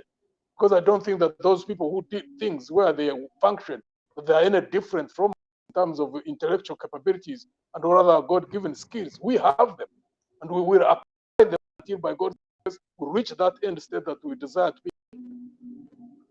General, this one is a concern is saying that, General, this state-inspired killings go unchecked way you decorated and former architects of the Museveni regime are sitting quietly in Uganda. When Ugandans are dying in masses and in the hands of those people that brought Museveni in power. Is he proposing what he would want us to do? No, he's saying, yes, he's asking, why are you quiet? You guys who would make, who would talk to the president, or maybe who would hear, who would get scared. General 7 is not going to listen to anybody as long as General 7 is not going to listen to anybody. The only way change can happen is when people get better and better organized. And we are not keeping quiet, we are organizing. So my hope, I don't know who the colleague is in UK. My proposal to him is that he needs to look for whatever party he believes in, support them, so that we can all keep on organizing. You know, we have different strategies, yes, and we operate differently, yes. But if you believe in how people organize and how they do things, you just give them support. And then whichever takes power, one hopes that you'll be able to govern well. Seems to be from again Europe. Europe is asking that elections and a unitary system cannot be a solution to political problems in Uganda. Just for example, 1996 Museveni versus Kennedy. In 201 Museveni Besige 206, Museveni Besige 211, Museveni Besige 11. 2016 and Museveni Kyagulanyi, that is 2021. In all the above election, this has been like this: appoint a pro-Museveni electoral commission, use the military, police and security agency to rig for Museveni, deploy the army on the streets to intimidate and beat up voters, cut off communication throughout the country, get the chairman of the electoral commission to announce Museveni as the winner, arrest and detain or keep the main opposition leaders under house arrest, It's the same script. Then he's asking, do you think, General Muntu, this is the time to change tactics from formal election under unitary system to a federal system of governance, where people can be voting? Because when it's federal system, everybody, people will be standing within their own people, and everybody will be scared of doing havoc to their own people. I'm not so sure that the problem is because of the systems of governance or how the structure of the political arrangements are. I think it is the culture within the actors. Because look at Ethiopia. Ethiopia is a federal state. See what is happening. Nigeria has a federal system, but you can see the challenges that they are going through. So I think that eventually, and I don't mind whichever system a country chooses to have, but if the culture of politics and the actors are of a nature that they just want to abuse power, it doesn't matter whatever system of governance you have. Yeah, thank you very much. Let me bring in Lawrence on this very note. Lawrence, I hope you're here with me. You have heard how Geno has tried to, give a very good elucidation of the situation that we have in Uganda, and how such situations seem to be deemed by almost the whole entire people of Uganda. It seems like the people of Uganda have to organize themselves before they take on the regime. It's like going to wrestle a well-organized person when you have not done training, you have not made prior preparation. What's your take on this, and how do you dig deep as well on that? Well, again, Nadine, for that question right there. The way I look at it is, I think Ugandans need to learn from the very person or the very people they actually follow. If you look at the history of General Museveni himself, it's not that he started the struggle in '86 or so. At least according to what they the statement they put out more so under the UPDF is that the struggle started in 1972. That's about the time Idi Amin was running things, and we all know how much of a mess we're in at that time. We didn't have a good professional army, and I think at that time Obote had sought to put in a more less educated person like Amin. I think that one wouldn't threaten his position as the president. But the same Amin he used, to run 66 crisis is the same one who takes, who overthrows him in 71, and then all that, unfolds accordingly. But the way the struggle, towards what we achieved, what we supposedly achieved in '86, you see, it was over 10, 15 years of running battles here and there, of meetings, with people from the diaspora. I believe the president's own family was out of the country, and then he had to build all these alliances, make all these agreements with all these people. I give you this, you're going to give me that. We had of all those secret kind of deals on the back end, and that is evident on what the regime has finally been able to deliver, at least to some groups that made some lobbying in the struggle. So right now, where we are, we can agree, at least the general has also so much, profoundly elaborated on what is actually going wrong. It looks like everything is actually not going right. So what is any right-thinking Ugandan supposed to do in the face of this? I wouldn't really be so much into, I wouldn't want people to think that they just have to wait for the electoral season or, period, that they all come out, and then that is when they concentrate all their effort. I think now, like for the recently concluded elections, we can agree that MUP was leading, in terms of, popularity and numbers. I think it had the empathy of the public. It had, the timing was sort of right, and of course, Chagulanyi was very lovable at that time.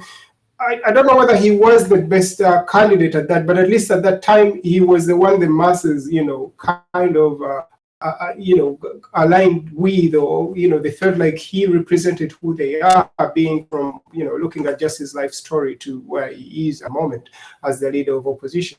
And they were able to, fundraise on different forums. Even when they didn't have a TV budget, all social media was just running with Chagulanyi's campaign all over the place. Social media, you wouldn't open up any day and you don't find, a message trying to, promote the candidate. And you can see this was all grassroots, or rather a kind of struggle. Now, when I listen to people like General Motu here, I can see there's a lot of substance, very tested and very well respected general who at least was able to cut ties almost the same way, Dr. Besigye was able to. And then they come and then participate in, changing the affairs of the nation, or at least the thinking of the way things should be running. Well, they were on the right side, or rather in the government side. They've seen everything, tried to contribute accordingly, and then, they changed, or rather switch sides. It's just that, of course, it's questionable how a person who leaves the government over 15 or 25 years can use the same tactics over and over again and failing, and then repeatedly coming back with the same handbook. It doesn't seem like that is going to be a sustainable kind of way to drive change. We saw FDC trying to put some very good tactics in there with the walk to work, which was which was met with equally high force, that they couldn't, roll out such strategies such that they can, gravitate the masses towards marching to the city and maybe forcing some change, like the way it has happened in other cities and all that, or other countries. So that also, those strategies, or that strategy didn't seem to work.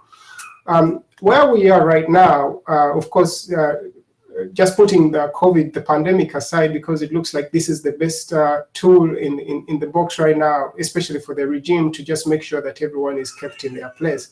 I don't think there's going to be so much traction for the forces of change to do, especially with all these SOPs in place, and the guidelines that the World Health Organization has, and all the Ministry of Health and all that. There's not so much they can do. But if we can just get the conversation going, like on shows like this and platforms like this, where people keep educating themselves about what is exactly going on in the country, what is right. Like, for instance, I didn't talk about the natural resources previously. If I could just concentrate on oil, because it has been the biggest dominant product or mineral in the last century. Uganda's oil reserves at about 2.5 billion. We're ranking 32 globally. That's huge. If we have all these reserves at the moment, even if we don't have production, but our consumption is very little, we're consuming just about 17,000 barrels, annually at that. We're just about the 89th position, just about there. How are people going to use that information at the end of the day? Are you just going to just sit down and be like, oh, let's just leave that to the president? Because at one point, I think people don't know exactly what is happening in the oil sector. There's not as much information or public engagement or education at that note. And when you listen to the people who are actually coming up to drive change, who's talking about oil and all these billions of barrels that we're expecting to come out at some point? We just saw the president of Tanzania, immediately the other guy dies, and then you have the president who hasn't been sworn in already signed an agreement, which I'm sure most Ugandans are not very confident with. But that is the trajectory of things. And you've had the government, or rather the president himself, say that this is my oil, my what, my everything. So it begs the question where the elite are questioning. This information is supposed to enable you position yourself. If there is an oil industry that is coming up, are you getting education in that sector? How are you positioning yourself? How much research are you doing in that regard? I've not had as much from most of the forces of change in regards to how oil is even going to be distributed. It looks like it's just in the mist right there. But we have to just wake up our people with shows like this and having dialogue like this, that people just get to know what exactly is happening and how they are supposed to protect themselves, because information is power. What you don't know, or if you don't know what can protect you or guarantee your safety, your survival, you're getting ahead in life, you reaching your dreams, you don't amount to anything. at the moment, we can agree that the state, or most of the entities, the way the state is organized right now in Uganda, it's almost geared just to kill dreams. Most people's dreams are just crushed there and then. And this is evident in the number of immigration cases we have right now, whereby it looks like everyone is just running out. The teachers are not paid enough. Right now with the COVID, schools have been locked down for almost 2 years. You can imagine if I was a trained teacher, what am I supposed to do?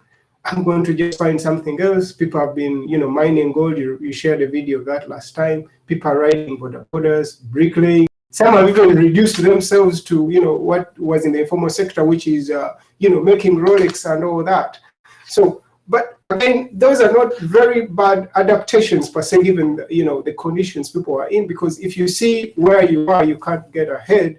And you maybe need to get back to your roots. Like, I think, let me do a Rolex, a Rolex standpoint and sell chapati, and maybe that will feed my family, be able to educate my children. And these are almost everyone's, aspirations. Everyone just wants to have, a home or so, food, and a way to, move the next generation forward.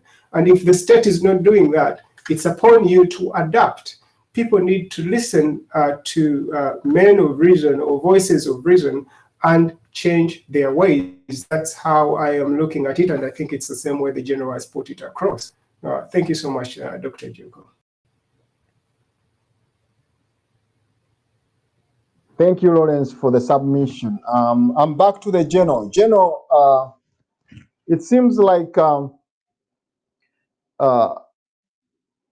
lot need to be, analyzed here by you, General, because it's quite interesting that a lot of issues that you talk about are the real pertinent issues Ugandans and some of us in the diaspora look at as issues that need to be solved if we are to get the regime out of power.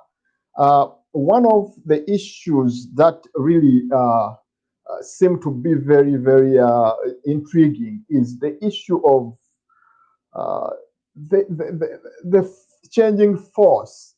The changing force seems not to be directed. They seem to be thinking of their ego. They seem to be looking at themselves, me and myself. How can I, in the quotes, what you call Okubasho. So it's too much of individualism, that element. And as a student of organization, as a student of organization behavior, I know that where people tend to think individualistically, there is nothing that tends to grow or the institution. So in this regard, supposing, because if you look at the history of Uganda, many people that have liberated Uganda have not liberated it from within. If you remember what happened in 1979, a group of people went to Kenya and sat down and discussed.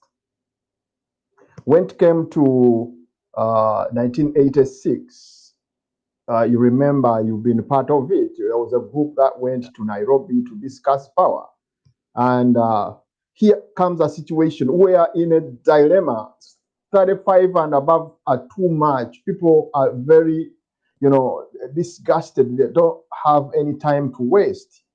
Can't we have some of you leaders come up, organize Ugandans, go to the diaspora? People in the diaspora have been receiving here a lot of messages saying, General, can't you come over in the diaspora? We shall feed you, give you everything. And then we go back as victors. No, for me, what I think really the people in the diaspora need to do, what we've been trying to encourage even Ugandans here on the domestic front, because, if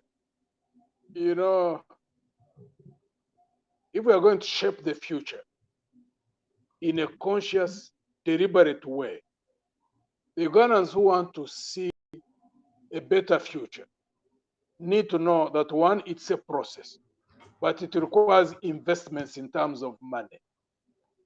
The thing is, when people fund political organization, then they can influence them. Two, I keep using this example. Look at Uganda. We have 45 million people. 17 million are voting age. Those who participated in the last election, about 9 maybe or 10 million. And I keep asking, look, if you get 100,000 Uganda who are able to pay 10,000 Uganda shilling per month, those who don't feel the pinch of 10,000, and there are many professionals, there are many business people, and they put it into a political organization. That means that's about 1 billion shillings per month. If it's an organization which is focused on doing the necessary things that need to be done to build itself, to brand itself, to attract people who are like-minded in whatever ideological direction it wants to take itself and the country, then at least the 100,000 Ugandans know that they have invested in the future. But if parties are not invested in by Ugandans themselves, one of the dangers that happen, because they say whoever pays the piper calls the tune. So if political organizations are not funded by Ugandans themselves, the Americans where you are best say there's no free lunch. Parties become vulnerable. They can easily become vulnerable to all kinds of forces. Because don't think that there aren't people who want to influence politics in Uganda for their own benefit. So if Ugandans themselves don't finance political organizations and therefore influence the direction of politics in our own country, the parties can easily become vulnerable. Two, the taste of the pudding is in the eating. Because I know people say, oh, you politicians, we cannot trust you. What I think needs to be done by Ugandans is to invest and then watch. Those who believe in JEMA, invest in JEMA. Those who believe in NUP, invest in NUP. Those who believe in DP or FDC, invest in FDC DP. Those who believe in ANT, invest in ANT. Then you watch, what do they do?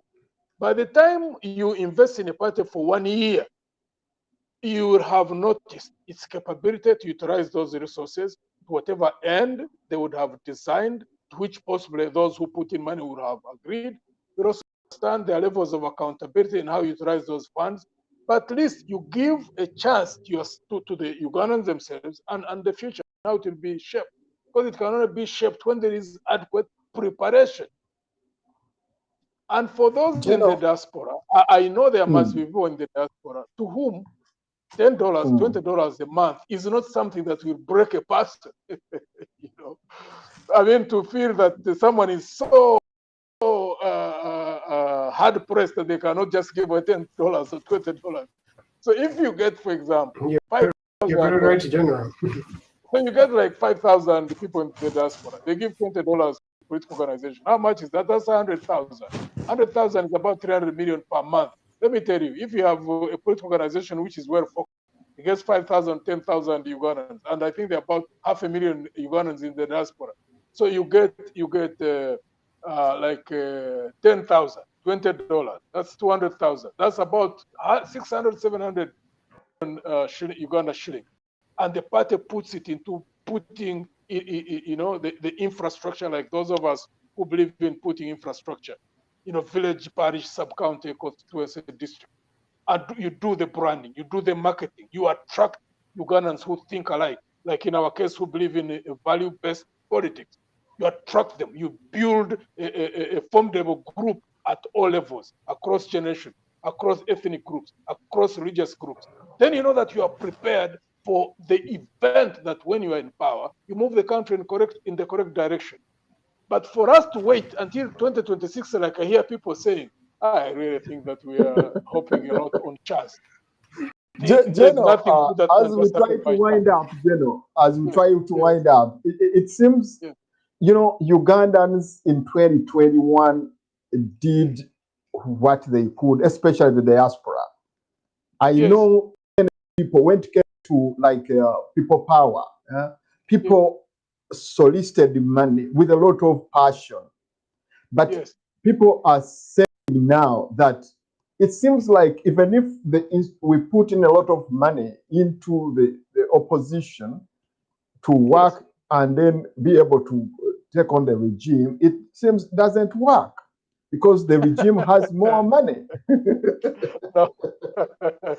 The I think regime that's the will wrong use way. all the resources to make sure that they No, suppress we are not, anything. no, by the way, we are not talking about seed money to buy people. You cannot compete on that too. If a party really wants to change the culture of politics, you don't go into competing in buying people. But let me tell you, like Yes. those who wanted NUP to succeed, if they really had wanted to build a NUP to become a strong organization, they needed to have started right from the time when it started. So they start building their capabilities.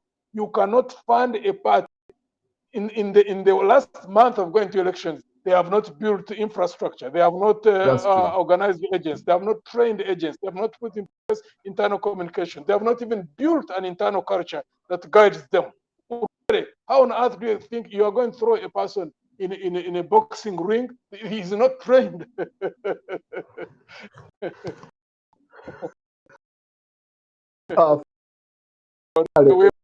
I think we need to do things in a long perspective. Really, like we are preparing for 2026. Let those who believe in NUP start funding it now. Don't wait till 20. Those who believe in JEMA, FDC, DP, believe in NT. At least for us, we know what we want to do in that whole process of time. So anybody who invests in us knows that really we know what to do. We know how to do it, and we believe with the resources, there's nothing that is impossible. There's nothing that can not be changed in this country. Thank you very much. I think, let me see whether we have some other questions here. Yeah, many of the people who are sending messages seem to be indulging too much on changing the approach of how we are trying to handle the regime. The regime seems to be on top. Finally, General, let's talk about the proposed. They want an aggressive measure that other than the political whatever approach. It seems like people are tired of the political. Let me ask a question, because people keep telling me, Muntu, you are a military background, do something. And that's why I say, what do you want us to do? Of course, some of them propose that we use weapons. But the question I always ask, but we used weapons in 86, we took power. So why are we in this mess? I think there was no much round table agreement that was made over what comes next after the regime. I think there's need to make a very good background of what really should Uganda be after the post-Museveni regime. That must be an issue of discussion. Do you know why people don't go in that roundtable discussions to come out with the result? Because my own view, as someone who participated in NAM's struggle, there is something which many Ugandans seem not to understand. Power through the use of arms creates a sense of entitlement. Because when you are fighting, you are few. When we took power, about 15,000 officers and men under arms. And I can tell you, in the senior corps, maybe if you are talking about the 30 critical top level officers who could make critical decisions, as we speak, a significant number of them are already drunken. Why? Because that sense of entitlement to say, you people, you are cowing down, and we came and we liberated you. So if you want that change of mentality, a group of people that takes power next round is an outcome of Ugandans, to the extent that leaders have that sense of. I think the root which creates such an ability are the root of building robust organizations and preparing those organizations in how to manage power, whichever route they take, whether it is through activism, whether it is through grassroots work and, for example, local council elections, taking parliament, and also because of that strength from the grassroots, taking the presidency because they also have a different approach. Many people in the last so many years have always hoped that there can be one man or one woman who can knock out Museveni from the top and then change things from the top. I always think different. I have always said consistently in the last so many years that if we want to knock out Museveni, we must cut him by the roots. That we must take local governments, take parliament, and that gives us a springboard to take him off from the top. We have seen, for example, the opposition in Kenya. It has got leverage because its numbers are all equal to those who are in government. If we had like 40%, 45% of parliament, 40%, 45% of LC5 chairpersons, LC3 chairperson, Museveni will not be running Uganda like he's running his own homestead. But we never invest to want to knock him off the top, and then we think we can change things from the top. You see how he operates. He always fights to keep the grassroots because he knows what it means to maintain grassroots. Look at, for example, when we were in FDC, we had many members of we had 32 members of parliament. But look at LC5, look at LC3s, look at councillors and mayors. Look at the example of Nuuk, 60 members of parliament. How many LC5 chairpersons were taken by position? How many LC3 chairpersons were taken by position? How many were taken by position? So the roots, you want to cut him from the roots. That's always my pursuit. Let me tell you right now as we speak, if out of 1,800 LC3 chairpersons, opposition had like 900. If out of 145 LC5 chairpersons, we had like 60, 70 out of parliament. If out of the 500 that we had about 250. First, if that had happened in 2016, the change of the constitution in 2017 would have happened. If we had 200 members of parliament, 180, he needed 2/3. He easily got it because he can manipulate the numbers that he has on NRM. You take the grassroots, then it gives you a launch pad, take him from the top. Thank you very much. Yeah, thank you very much. Lawrence, you have one question for the general as we try to wind up. Mine is, yeah, thank you again. Mine is not actually a question. It's kind of going to just supplement or complement, the issues that the general just submitted. And indeed, he's right, just taking on by the last point he just made, which is we cannot just think of cutting out the head without focusing on the body and the legs and the grassroots and even the very ground he stands on, which is the system. We can all see and appreciate that there is a lot of work that has to get into that, and all the different efforts that Ugandans have made, seem to have been faced by a worthy opponent at that. Like, for instance, the more, FDC, I'm sure, Muntu can elaborate on that, I'm sure their influence or power kept growing, but then their opponent also changed tactics, because I think we had more districts created during the time when they were still, FDC was still the stronghold of the opposition. So this time you're faced by 100 constituencies or so. The next time you're going to be faced by 100, maybe 200. That has happened over time. So that means that strategy or whatever we're using doesn't seem to be the best approach, though we can all agree that it's the most peaceful, because just to get rid of that kind of sense of entitlement that comes in with people who lead armed struggles in a way.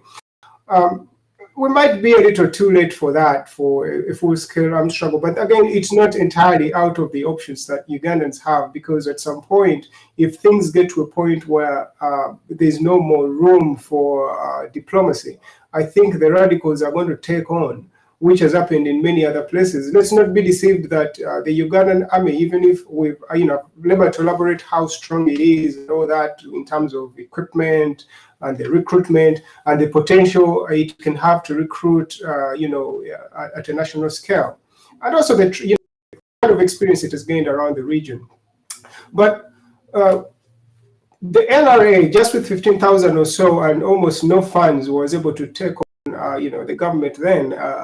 time before 86, and they actually took, they were able to win the war. Of course, there's many tactics that came into theirs. They had to plant some moles into the government and then seek, assistance from the diaspora, not just the Ugandan community, but also, any foreigners who are interested. So on that note, I think Ugandans who are really thinking about changing what is not right, I think we just have to think again in those terms. It's just what exactly we have to learn from those who are into power, or rather those who are leading us, how they are managing to keep power, and adapt accordingly. So if this is not working, the electoral process is not working as is, and yes, for instance, yes, NUP got all the funding they needed probably for the election. But we got into issues whereby people were asking now of all the money that was collected, and of course everyone who had a blogging channel was fundraising money. When it came to accountability, there were issues. People are fundraising in all different areas, and I think this also ties would-be funders of some of these organizations. So when you come up and you're more genuine, probably like maybe the way General's ANT movement is, people are going to look at you with a lot of skepticism that, we've tried this before and maybe it doesn't work. And looking again at where certain efforts have put us, like FDC was, government, it gets to lead opposition. So they have enough capital flowing in, at least from members of parliament. It's at that point that we expect them to contribute. It's sort of the same thing we're expecting from NUP at the moment, that at the moment they should be able to fund themselves.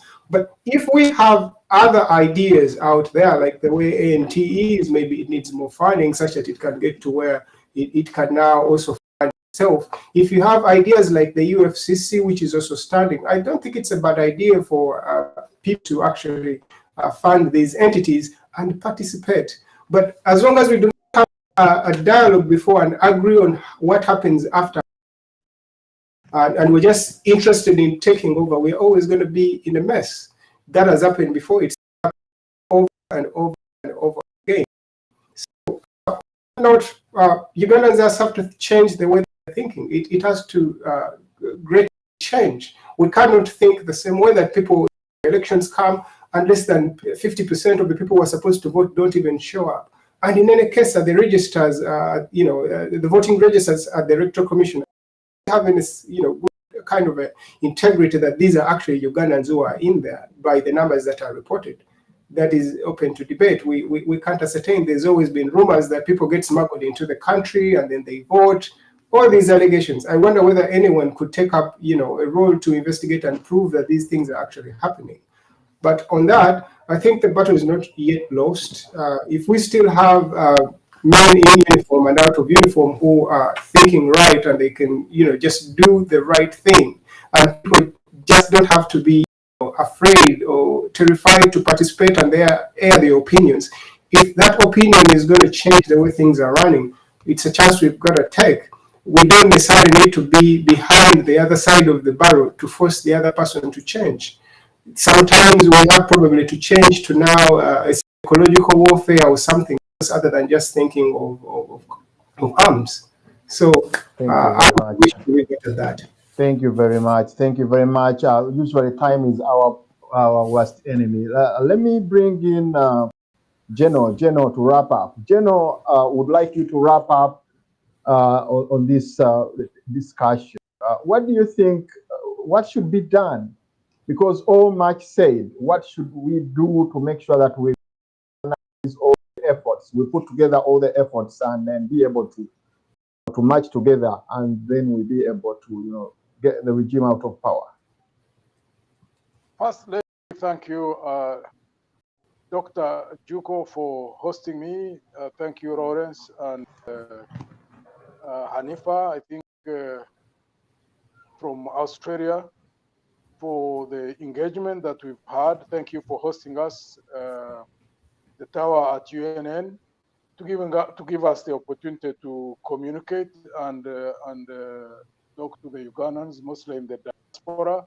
I think we just have to keep on engaging and doing analysis and also designing strategies on how, one, to hasten the exit of the regime, but also most important, to prepare in how we would manage things the moment the regime is ousted. so we can break ourselves out of this vicious cycle. It does not help to have another change and then continue in the same direction as we have been moving in the last 60 years. So I'd like to thank you for this opportunity. The more we talk, questions are raised, answers are given, the more Ugandans in the diaspora network, the more we in Uganda who are in different parties also network with the people here at home and people in the diaspora, the more we'll keep on building the necessary momentum until we are able to cause the change that is needed. Thank you very much. Thank you very much. We're so much privileged to have you on our show on the tower at UNN. UNN TV, or UNN as a media platform, has various platforms where we have all of us and people from various angles come over and discuss. We have a television, we have a radio station, we also have a newspaper where we write, and I think you know Senior Henry Gombia, who was a celebrated journalist in the early 80s and all that. He's the head of our newspaper, the UNN Times. So we have quite a lot of issues going on with UNN, and we appreciate your coming and honoring our invitation to have a discussion. And I hope we shall have you on other engagements. We have another program which is live, tonight with Henry Gombia. I think one time we shall invite you over there to give your side of the story as well. It's a pleasure. Okay. It's a pleasure, Lawrence. It has been a nice discussion. Though we lost Hanifa from Australia, but we have been having a very good kind of distribution. Only that possibly we didn't have somebody from London. But I hope next time we shall have somebody from London and be able to discuss. I like the perspective of discussion. We are very objective here. We don't attack. We just discuss principles. And if we can network together as people, we believe that networking is the best synergy for all ways in order to make things happen. I think Lawrence is my witness as a project manager. And as a political scientist, you believe that if you don't have connection, networking, you cannot make things happen. That should be the best tool of synergizing all people that seek change to come together, and then we always have, regardless of working different angles, we can work towards the same goal. I will ask each of 1 minute to say goodbye to our viewers. I start with Lawrence. Lawrence, can you say goodbye to our viewers? Well, thank you, Nadine, for again another wonderful opportunity to be part of the tower. It has been a great show. I appreciate all the views that I think now it would be almost a father. General Muntu has presented just to put some clarity in how we look at issues and how we can do better as Ugandans. And of course, Anifa from Australia, it's so bad that it was just very late for her. I think it was 4 a.m., but she still made the effort to be on the show. Thank you so much for the opportunity, and I hope Ugandans are able to pick a thing or two that we've discussed here to better themselves and make better choices and decisions. I thank you.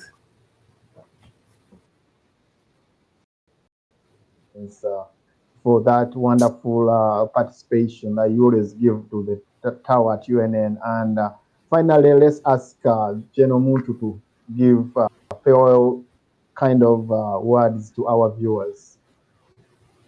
Thank you, Lawrence, again in Boston. Thank you, Hanifa, who's unfortunately no longer around, but we also appreciate that being 3 or 4 in Australia, that was quite a feat for her to be on this program.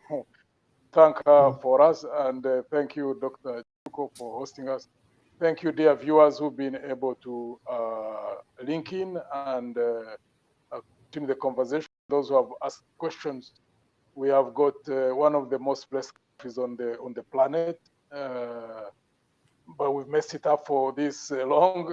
We pray to God that we get Ugandans like-minded who want to pull it out of the mess in which it is, that we can have a better future, as we see happening in the countries elsewhere, in Europe, in America. There's nothing they have that we don't have, and we pray to God that we can have Ugandans who are like-minded to create a future that will benefit all of us as a people. Thank you, and may God bless you all. Thank you very much. Thank you very much. Our viewers, we're so grateful for the time that you spend with us. All that you always participate and buy data to participate in this wonderful show. We cannot go beyond this. But one word is that everyone should know that is responsible for making a change in Uganda. Uganda belongs to every one of us. None of the people in Uganda owns the country. It's our effort as members of the country to make sure that we obtain the best out of it. That's why we come every day and then on the televisions and radio stations to discuss issues that we think can be pertinent to our country. We appreciate all of you. We thank those that always come on to your pertinent issues. It's not very easy. The status quo cannot be changed with just sitting. We have to participate. Guys, we have to participate and appreciate everyone's effort. I thank you very much. Let the discussion continue on all our social handles, on the Twitter, on our Facebook, on our YouTube channels, and our official website. Let the discussion continue. Thank you very much. God bless you and God bless Uganda. Have a wonderful night. Have a wonderful day. Have a wonderful week. We hope to see you once again on Sunday. And as you wait for the next show tonight with Henry Gombia, thank you very much. Have a blessed one.